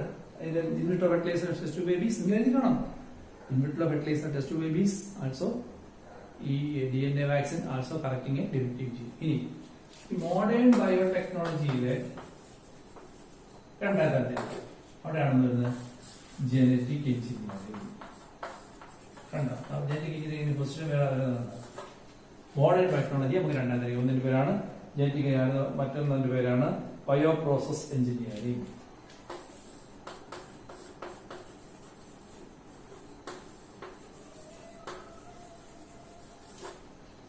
Genetic എഞ്ചിനീയറിംഗും ബയോ പ്രോസസ് എഞ്ചിനീയറിംഗ്. മനസ്സിലായി? നമ്മൾ ജനറ്റിക് എഞ്ചിനീയറിംഗ് പ്രവേശിക്കാൻ പോവാണ്. ഇനി ഇതിനെക്കുറിച്ച് നമുക്ക് പഠിക്കുന്നില്ല, അത് നമുക്ക് മെഷീനെല്ലാം കഴിഞ്ഞു. ഇത് പാല് തൈരാകുന്നതൊക്കെ കഴിഞ്ഞ കഥയാണ്, അതൊക്കെ കാര്യം നിങ്ങളും ചെയ്യുന്ന കാര്യമാണ് അല്ലേ. അപ്പത്തിന്റെ മാവിന്, അതായത് ഈസ്റ്റ് കലക്കി വെക്കുമ്പോൾ you are doing a biotechnology. But is ancient biotechnology. So നമ്മൾ മോഡേൺ ബയോടെക്നോളജിയിൽ പ്രധാനപ്പെട്ട 2 ടെക്നിക്കാണ് core techniques. What are 2 core techniques in modern biotechnology? Genetic engineering and bio process engineering. ഇത് ചോദിക്കും വാട്ട് ആർ 2 കോർ. കോർ എന്ന് ചേർക്കുന്ന കോർ പ്രധാനപ്പെട്ടത്, centre, ഭൂമിയുടെ കോർ മാറ്റ് എന്നൊക്കെ പഠിക്കത്തില്ലേ. അപ്പൊ പ്രധാനപ്പെട്ട 2 ടെക്നിക്ക് എന്താണ് മോഡേൺ ബയോടെക്നോളജിയിലെ? ജനറ്റിക് എഞ്ചിനീയറിംഗ്, മറ്റൊന്ന് ബയോ പ്രോസസ് എഞ്ചിനീയറിംഗ് അല്ലേ. എന്താണ് ജനറ്റിക് എഞ്ചിനീയറിംഗ്? അത് മനസ്സിലാക്കണമെങ്കിൽ ഞാൻ നേരത്തെ പറഞ്ഞൊരു കാര്യമുണ്ട്. ജീവജാലങ്ങളുടെ സ്വഭാവങ്ങളെ ജീനുകൾ നിയന്ത്രിക്കുന്നു. ജീനുകൾ DNA ആണ് എങ്കിൽ DNA മുറിച്ചു കളഞ്ഞാൽ ആ സ്വഭാവം പോകും. DNA കൂട്ടിച്ചേർത്താൽ ആ സ്വഭാവം വരുത്താം. അതിലെ ഞാൻ അന്തന്റെ കാര്യം ചെയ്തതല്ലേ. അതാണ് എന്ത് ജനറ്റിക് എഞ്ചിനീയറിംഗ്. അത് മനസ്സിലാക്കാൻ വേണ്ടിയിട്ട് ഞാനൊരു സാങ്കല്പിക കഥ പറയാം. അത് പഠിച്ചാൽ നിങ്ങൾക്ക് ജനറ്റിക് എഞ്ചിനീയറിംഗ് ഈസി ആയിരിക്കും. ആ ഒരു കഥയല്ല, അത് പഠിക്കാനുള്ളത് തന്നെയാണ്. ഒരു എക്സാമ്പിൾ പറയാം. ആ എക്സാമ്പിൾ നിങ്ങൾക്ക് മനസ്സിലാക്കി കഴിഞ്ഞാൽ സംഭവം സിമ്പിളായി. ആദ്യം ഇതൊന്നും ഇപ്പോഴും പുസ്തകമുള്ളത് നല്ലത് കേട്ടോ, അത് ഓർക്കണം. ഞാൻ ഇതൊക്കെ നിങ്ങൾക്ക് പഠിക്കുന്ന സൗകര്യത്തിൽ പറയാം. പുസ്തകമുള്ളത് ആളില്ലേന്ന് വെച്ച് കഴിഞ്ഞാൽ ആണ്, പക്ഷെ ഇങ്ങനൊന്നും അല്ല പുസ്തകത്തിൽ ആദ്യമേ പറയുന്നത്. പക്ഷെ നമ്മളിത് മനസ്സിലാക്കിയിട്ട് മുന്നോട്ട് വേണം. ഓക്കെ, ഞാൻ പറയാം. ഒരു ഏജ് എത്തുമ്പോൾ നിങ്ങളുടെ അപ്പൂപ്പനും അമ്മൂമ്മയ്ക്ക് ഉണ്ടാകുന്ന ഒരു അസുഖത്തിന് പേര് പറയാം. ഡയബറ്റീസ്. ഡയബറ്റീസ് 2 തരത്തിലുണ്ട്. ഡയബറ്റീസ് ഇൻസിപ്പിഡസ് ഉണ്ട്, ഡയബറ്റീസ് മെലിറ്റസ് ഉണ്ട് അല്ലേ. അതായത് ഇൻസുലിൻ എന്ന് പറഞ്ഞ ഹോർമോണിന്റെ അളവ് രക്തത്തിൽ കുറഞ്ഞ ഇൻസുലിൻ കുറഞ്ഞു പോയി കഴിഞ്ഞാൽ സ്വാഭാവികമായിട്ടും നമ്മുടെ ബ്ലഡിൽ വരുന്ന ഗ്ലൂക്കോസിന് ഗ്ലൈക്കോജനാക്കാൻ ഒക്കാതെ വരും. അങ്ങനെ വരുമ്പോൾ ബ്ലഡിൽ ഗ്ലൂക്കോസിന് അളവ് കൂടും. അതാണ് ഡയബറ്റീസ് മെലിറ്റസ്. നമ്മൾ ഷുഗറിന്റെ അസുഖം എന്നൊക്കെ പറയും. ഡയബറ്റീസ് ഇൻസിപ്പിഡസ് എന്ന് പറഞ്ഞാൽ വേറെ ഒന്നുണ്ട്. അത് പറയാൻ വൃക്കയിൽ നിന്നും ആ മൂത്രത്തിലൂടെ പുറത്തു വന്ന യൂറിനകത്തുള്ള ഷുഗറിനെ തിരിച്ചാഗിരണം ചെയ്യാനുള്ള കഴിവില്ലായ്മയാണ്. പൊതുവെ അതെല്ലാവർക്കും കാണുന്നതല്ല. ഇതെല്ലാവരും ഒരു 1% ഒരു രോഗമാണ് ഡയബറ്റീസ് അഥവാ പ്രമേഹം. ഓക്കെ, അതിന്റെ കാരണം എന്താന്ന് പറഞ്ഞു? ഇൻസുലിന്റെ കുറവാണെന്ന് പറഞ്ഞു അല്ലേ. അപ്പൊ ഇൻസുലിൻ ആരാ ഉണ്ടാക്കുന്നത്? അത് നമുക്കറിയാം.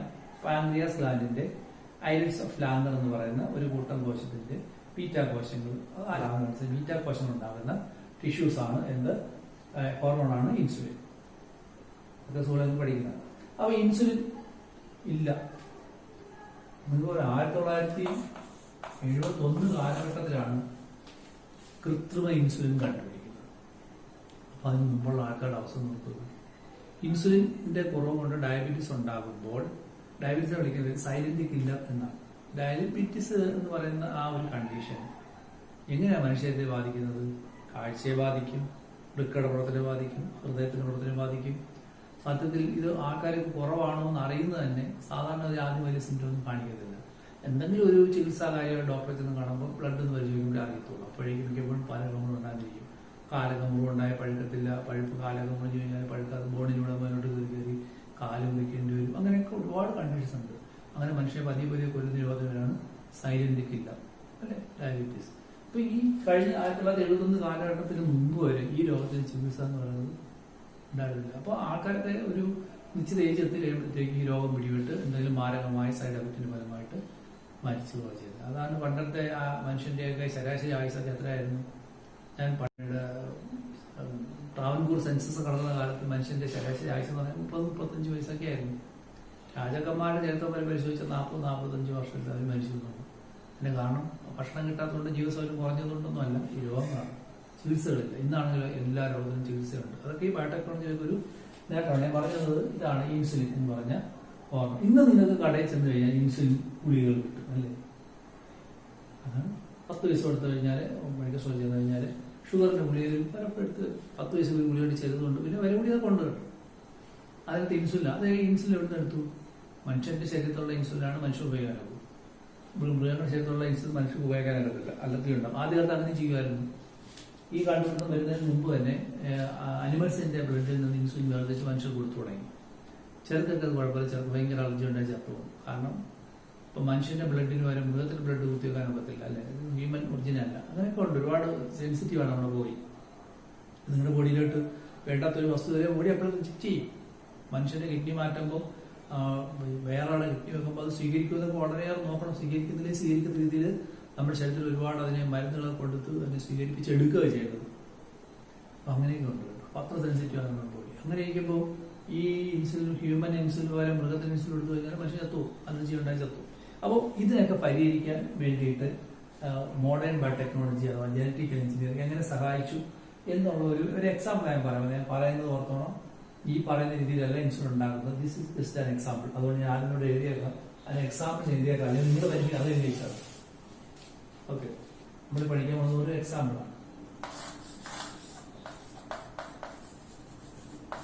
Not real.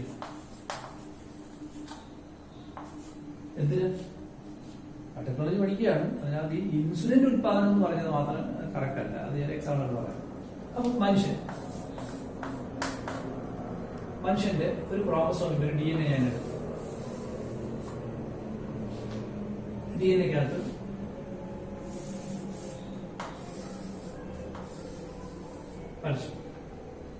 DNAക്കകത്ത് ഈ ഭാഗമാണ് ഇൻസുലിൻ ഉണ്ടാക്കുന്നത്. നമുക്ക് കണ്ടുപിടിക്കാൻ കഴിയുന്നത് this is a gene for insulin.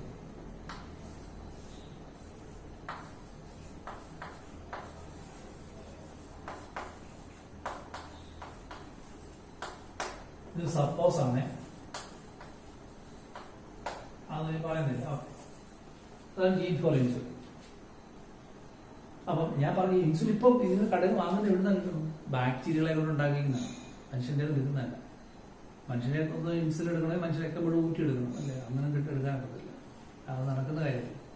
കാരണം ഇൻസുലിൻ ഒരു കുഴപ്പക്കാരനാണ്. നമ്മുടെ ശരീരത്തിൽ പ്രോ ഇൻസുലിൻ ഉണ്ടാകത്തേ ഉള്ളൂ. അതിനെ ഫംഗ്ഷൻ ഇൻസുലിൻ ആക്കണമെങ്കിൽ ബാക്ടീരിയ കൊണ്ട് ഉണ്ടാക്കത്തില്ല. അതിന് ചില കണികളുണ്ട്, അതുകൊണ്ട് അത് വിട്ടേരും. അപ്പോൾ ഇത് എക്സാമ്പിൾ ഞാൻ പറയാം. ഇത് മനുഷ്യന്റെ ഒരു DNA ആണ്. അതിനകത്ത് ഇൻസുലിൻ ജീൻ ഇതാണ്. ഈ മനുഷ്യൻ DNAക്കകത്ത് ഞാൻ പറഞ്ഞു DNAക്കകത്ത് ഒരു സംഭവമുണ്ട്, ഒറിജിനൽ റെപ്ലിക്കേഷൻ. എന്താ? ഓറി. ഇവിടെയാണ് ഓറിയിരിക്കുന്നത്. ഇവിടെയാണ് ഓറിയിരിക്കുന്നത്. ഞാൻ പറഞ്ഞപ്പോ ഒരു DNAക്കകത്ത് എല്ലാം മൊത്തം ഓറി ആയിരിക്കത്തില്ല. ഒരു അറ്റത്തെ ഒരു ഓറി കാണുന്നത്. അവിടെ മുതലാണ് അഴിഞ്ഞു തുടങ്ങുന്നത്. മനസ്സിലായില്ല? അവിടെ മുതലാണ് റെപ്ലിക്കേഷൻ തുടങ്ങുന്നത്. What is ORI? Original replication is a fragment in the DNA from which DNA replication initiates. അപ്പോൾ ഇനി എങ്ങനെയാണ് ഇൻസുലിൻ ഉണ്ടാക്കാൻ പറ്റിയ ഒരു മെത്തേഡ് നമുക്ക് പഠിക്കാം. ഇനി ഒരു എൻസൈം ഒഴിച്ച് ഇത്രയും മുറിച്ചെടുത്തു. ഒരു എൻസൈം ഒഴിച്ചു. എൻസൈം ഒഴിച്ച് മുറിക്കാം. DNA മുറിക്കുന്ന ഒരു എൻസൈം ഉണ്ട്. അതിന്റെ പേര് റെസ്ട്രിക്ഷൻ എൻഡോന്യൂക്ലിയേസ് എന്നാണ്. ആദ്യം ഞാൻ ചുരുക്കി എഴുതിയാണ്. റെസ്ട്രിക്ഷൻ എൻഡോന്യൂക്ലിയേസ് എൻസൈം ഒഴിച്ചപ്പോൾ DNA മുറിക്കാം. ഇതൊക്കെ കണ്ടുപിടിച്ച് 1972 ഒക്കെയാണ്. വളരെ റീസെന്റ് ആയിട്ട് കണ്ടുപിടിച്ച കാര്യങ്ങളാണ്. Restriction endonuclease enzyme. എന്നിട്ട് നമ്മൾ ചെയ്യുന്നത് ബാക്ടീരിയകൾ. ഞാൻ എന്ന് പറഞ്ഞു ബാക്ടീരിയയിൽ നിന്ന് അത് ഉണ്ടാക്കിയതെന്ന് പറഞ്ഞില്ല. എങ്ങനെയാണ് ബാക്ടീരിയകൾ ഉണ്ടാക്കുന്നത് പറയാം. ഞാൻ വീണ്ടും പറഞ്ഞു ഇങ്ങനെയല്ല ഇൻസുലിൻ ഉണ്ടാക്കുന്നത്. ഇത് മനസ്സിലാക്കാൻ വേണ്ടി മാത്രം. ഒരു ബാക്ടീരിയ ജനറ്റിക് മെറ്റീരിയൽ ഉണ്ട്. പിന്നെ ഒരു പ്ലാസ്മിഡ് ഉണ്ട്. This is called plasmid. Okay, ഈ ബാക്ടീരിയയിൽ നിന്നും ഈ പ്ലാസ്മിഡ് ഞാൻ പുറത്തേക്ക് എടുത്തു. I took the plasmid out. This is a plasmid. ഇത് ചെയ്യാൻ പോകുന്നത് ഈ റെസ്ട്രിക്ഷൻ എൻസൈം ഒഴിച്ച് ഇതിനകത്തും ഇത്ര ഭാഗം മുറിച്ചുണ്ടാകും.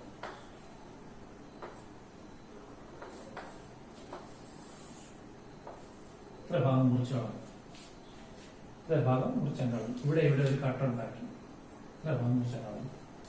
ഇവിടെ എത്രയാണ് കട്ട ഉണ്ടാക്കിയത്? എന്നിട്ട് ഈ കട്ട് ചെയ്തെടുത്തിട്ട് ഈ ഭാഗം ഇവിടെ കൊണ്ടുവന്ന് ഒട്ടിച്ചു വെച്ചു. എന്ത് ചെയ്തു? ഇൻസുലിൻ ഉണ്ടാക്കാൻ പറ്റിയ DNA ഞാൻ മുറിച്ചെടുത്തു. ഒരു ബാക്ടീരിയയിൽ നിന്ന് പ്ലാസ്മിഡിനെ പുറത്തെടുത്തു. അതിനകത്തുനിന്ന് ഒരു കഷ്ണം മുറിച്ചു കളഞ്ഞു. എന്നിട്ട് ഇതിവിടെ കൊണ്ട് ഒട്ടിയ മുറിക്കാനോ പോകും. ഒട്ടിക്കാൻ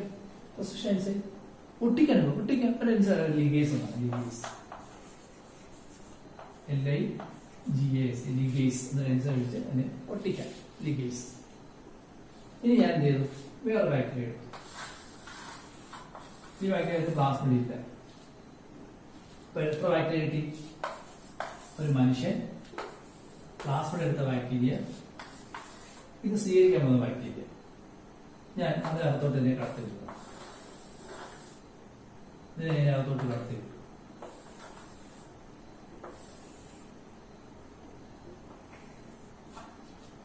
ഓക്കെ, ഈ കടത്തുന്ന മെത്തേഡിന്റെ പേരാണ് ട്രാൻസ്ഫോർമേഷൻ.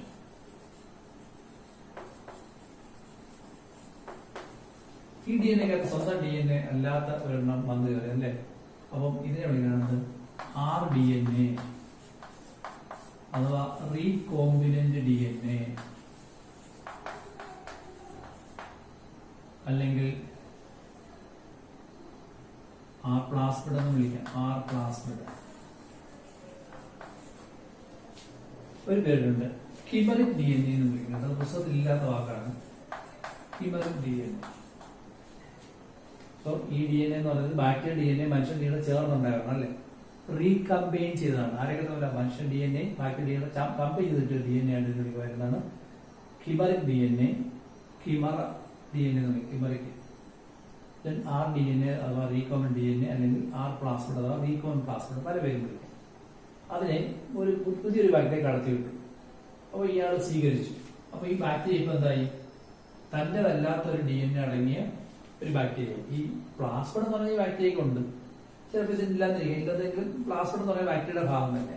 പഠിച്ച പ്ലാസ്മിഡ് ഫസ്റ്റ് ഇയർ പഠിച്ചിട്ടുണ്ട്. Plasmid is extra chromosomal circular DNA in certain bacteria. Bacteria ചിലതിൽ കാണും, ചിലതിൽ കാണത്തില്ല. ഇല്ലെന്ന രീതി അത് ബാക്ടീരിയയുടെ പിന്നെ ജന്തുക്കളുടെ ഭാഗം തന്നെ. ഇപ്പം മനുഷ്യർ കൈ കാണുന്നില്ല ഉണ്ട്, ഒരു കുട്ടി കഴിഞ്ഞപ്പോൾ കൈയില്ല, അതുകൊണ്ട് കൈ ആ കുട്ടി കൈ ഇല്ലാത്തതുകൊണ്ട് കൈ മനുഷ്യന്റെ ഭാഗമേ അല്ല എന്ന് പറയാനൊക്കെ ഒക്കത്തില്ല. ബാക്ടീരിയ ഇതിൽ പ്ലാസ്മിഡ് ഉണ്ട്, ഇല്ലെന്നേ ഉള്ളൂ. പക്ഷെ ഇതിനകത്ത് പ്ലാസ്മിഡ് എല്ലാം സ്വീകരിക്കും. മനസ്സിലായി? കൈയില്ലാത്ത കുട്ടി വേറെ ആളെ കൈ വെച്ച് പിടിച്ച് എടുപ്പിക്കുന്ന പോലെയുള്ളൂ. ഒരു അപകടം പറ്റി കൈ മുറിഞ്ഞവന് വേറെ കൈ കൊണ്ടുവന്നാണ് ഫിറ്റ് ചെയ്തെടുക്കുക. കണ്ണ് മാറ്റി വെക്കുന്നില്ലേ, ഹൃദയം മാറ്റി വെക്കുന്നില്ലേ, കരൾ മാറ്റി വെക്കുന്നില്ല, കിഡ്നി മാറ്റി വെക്കുന്നത്, അതുപോലെയുള്ളൂ. അപ്പൊ നമുക്കുള്ളത് കൊണ്ടാണ്. അപ്പൊ ഇതുപോലെ ഇതിന് പ്ലാസ്മിഡ് ഇല്ല, പക്ഷേ പ്ലാസ്മിഡ് സ്വീകരിക്കും. പക്ഷെ അതിനകത്ത് നല്ലതല്ലാത്ത DNA ഉണ്ട്, മനുഷ്യൻ DNA ഉണ്ട് അല്ലേ. അതുകൊണ്ട് ഈ ബാക്ടീരിയ ബാക്ടീരിയ അഥവാ റീകോംബിനന്റ് ബാക്ടീരിയ എന്ന് വിളിക്കാം. എത്ര കാര്യങ്ങൾ അവിടെ ചെയ്യുന്നു പറയാം. I have isolated a DNA from human being. It is attached with a plasmid of a bacteria. That attached plasmid is called chimeric DNA, RDNA, recombinant DNA or recombinant plasmid എന്നൊക്കെ വിളിക്കാം. That is introduced into an organism, a new bacteria. Now this is the host. ഇതാണ് host. ഇവിടെ സ്വീകരിച്ചു. So this is a host. ഇനി ഞാൻ നേരത്തെ ഒരു കാര്യം പറഞ്ഞായിരുന്നു, ഈ പ്ലാസ്മിഡ് സ്വയം മൾട്ടിപ്ലൈ ചെയ്യാനുള്ള കഴിവുണ്ട്. കാരണം അതിനകത്ത് എന്തുണ്ടെന്ന് അറിയുമോ? ഓരിയുണ്ട്. ഓരി.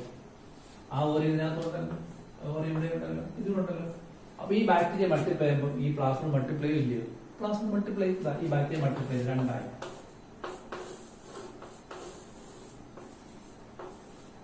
അതിനകത്ത് ഇത് മൾട്ടിപ്ലൈ ചെയ്തു. ഈ ബാക്ടീരിയ വീണ്ടും മൾട്ടിപ്ലൈ, വേറെ 20 മിനിറ്റ് രണ്ടാവും, 4ആയി.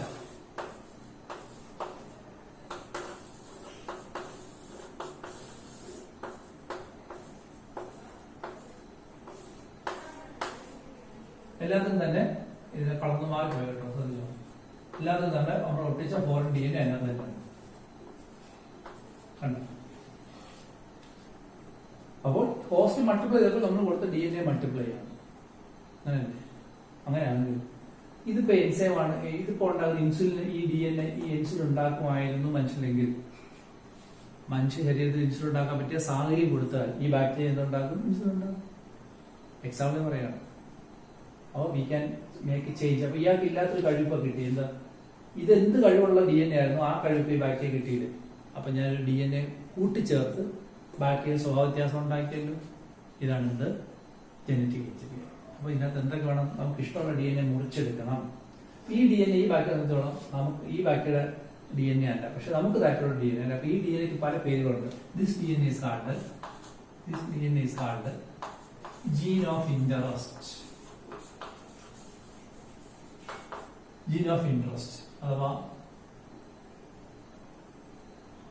Foreign gene. ഈ ബാക്ടീരിയ സംബന്ധിച്ചോളം ഇതൊരു ഇയാൾക്ക് വേണ്ടാത്തൊരു ജീനാണ്, ഫോറിൻ ജീനാണ്. അല്ലെങ്കിൽ നമുക്ക് എന്താ വിളിക്കാം?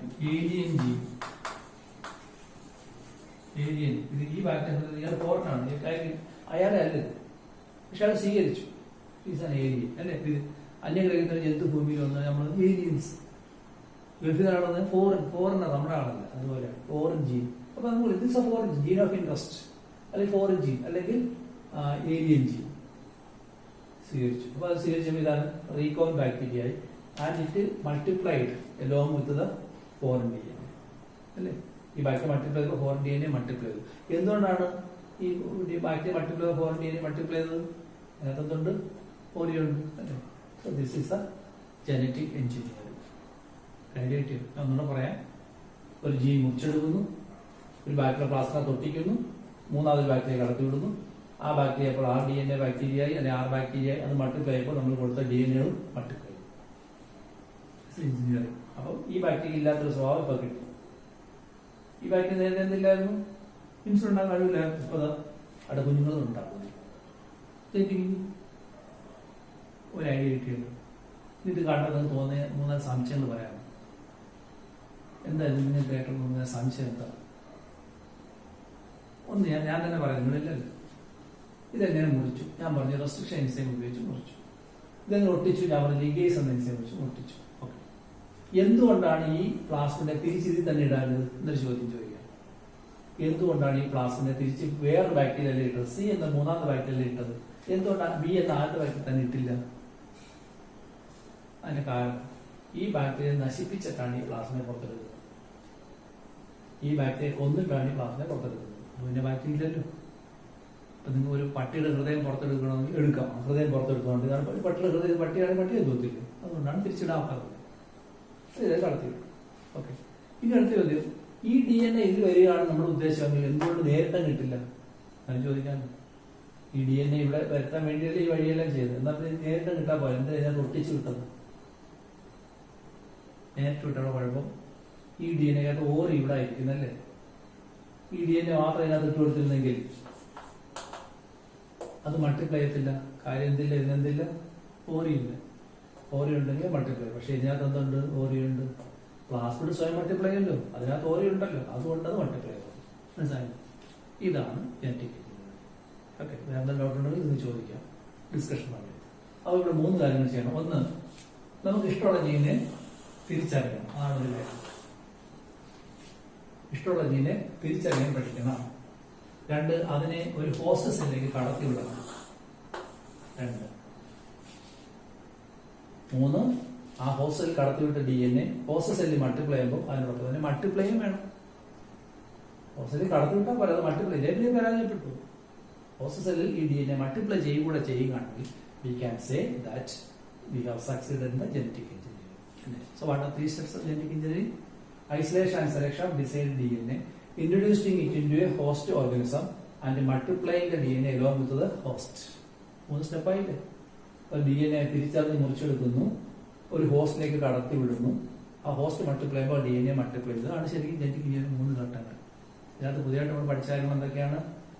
DNA-ക്കകത്തുള്ള റൗണ്ട് DNA പേരാണ്, അല്ല ബാക്കിയുള്ള extra chromosome DNA plasmid. DNA മുറിക്കുന്ന എൻസൈം റെസ്ട്രിക്ഷൻ ഇൻറ്റു ന്യൂക്ലിയസ് പിന്നെ പഠിക്കും. ആ മുറിച്ചെടുത്ത ജീനെ നമ്മൾ ജീൻ ഓഫ് ഇൻട്രസ്റ്റ് എന്നോ ഫോറിൻ ജീൻ എന്നോ ഏലിയൻ ജീൻ എന്നോ വിളിക്കാം. അതിനെ ഒരു പ്ലാസ്മിഡിനകത്ത് ഒട്ടിച്ച് RDNA ആക്കുന്നു. അപ്പോൾ അതിനാണ് RDNA റീകോംബിനന്റ് DNA അഥവാ R പ്ലാസ്മിഡ്. അതിനൊരു ഹോസ്റ്റ് സെല്ലിനകത്ത് കടത്തിവിടുന്നു. അതിനൊരു ട്രാൻസ്ഫോർമേഷൻ. ഹോസ്റ്റ് സെല്ല് മൾട്ടിപ്ലൈ ചെയ്യുമ്പോൾ ആ DNA മൾട്ടിപ്ലൈ ചെയ്യുന്നു അല്ലേ. These are the basic steps of genetic engineering. മനസ്സിലായി? ഇത് മനസ്സിലാക്കിയാൽ മാത്രമേ നമുക്ക് ഇനിയുള്ള പഠനം മാധ്യമം. ഓക്കെ, ഇത് മനസ്സിലാക്കാൻ ശ്രമിക്കും.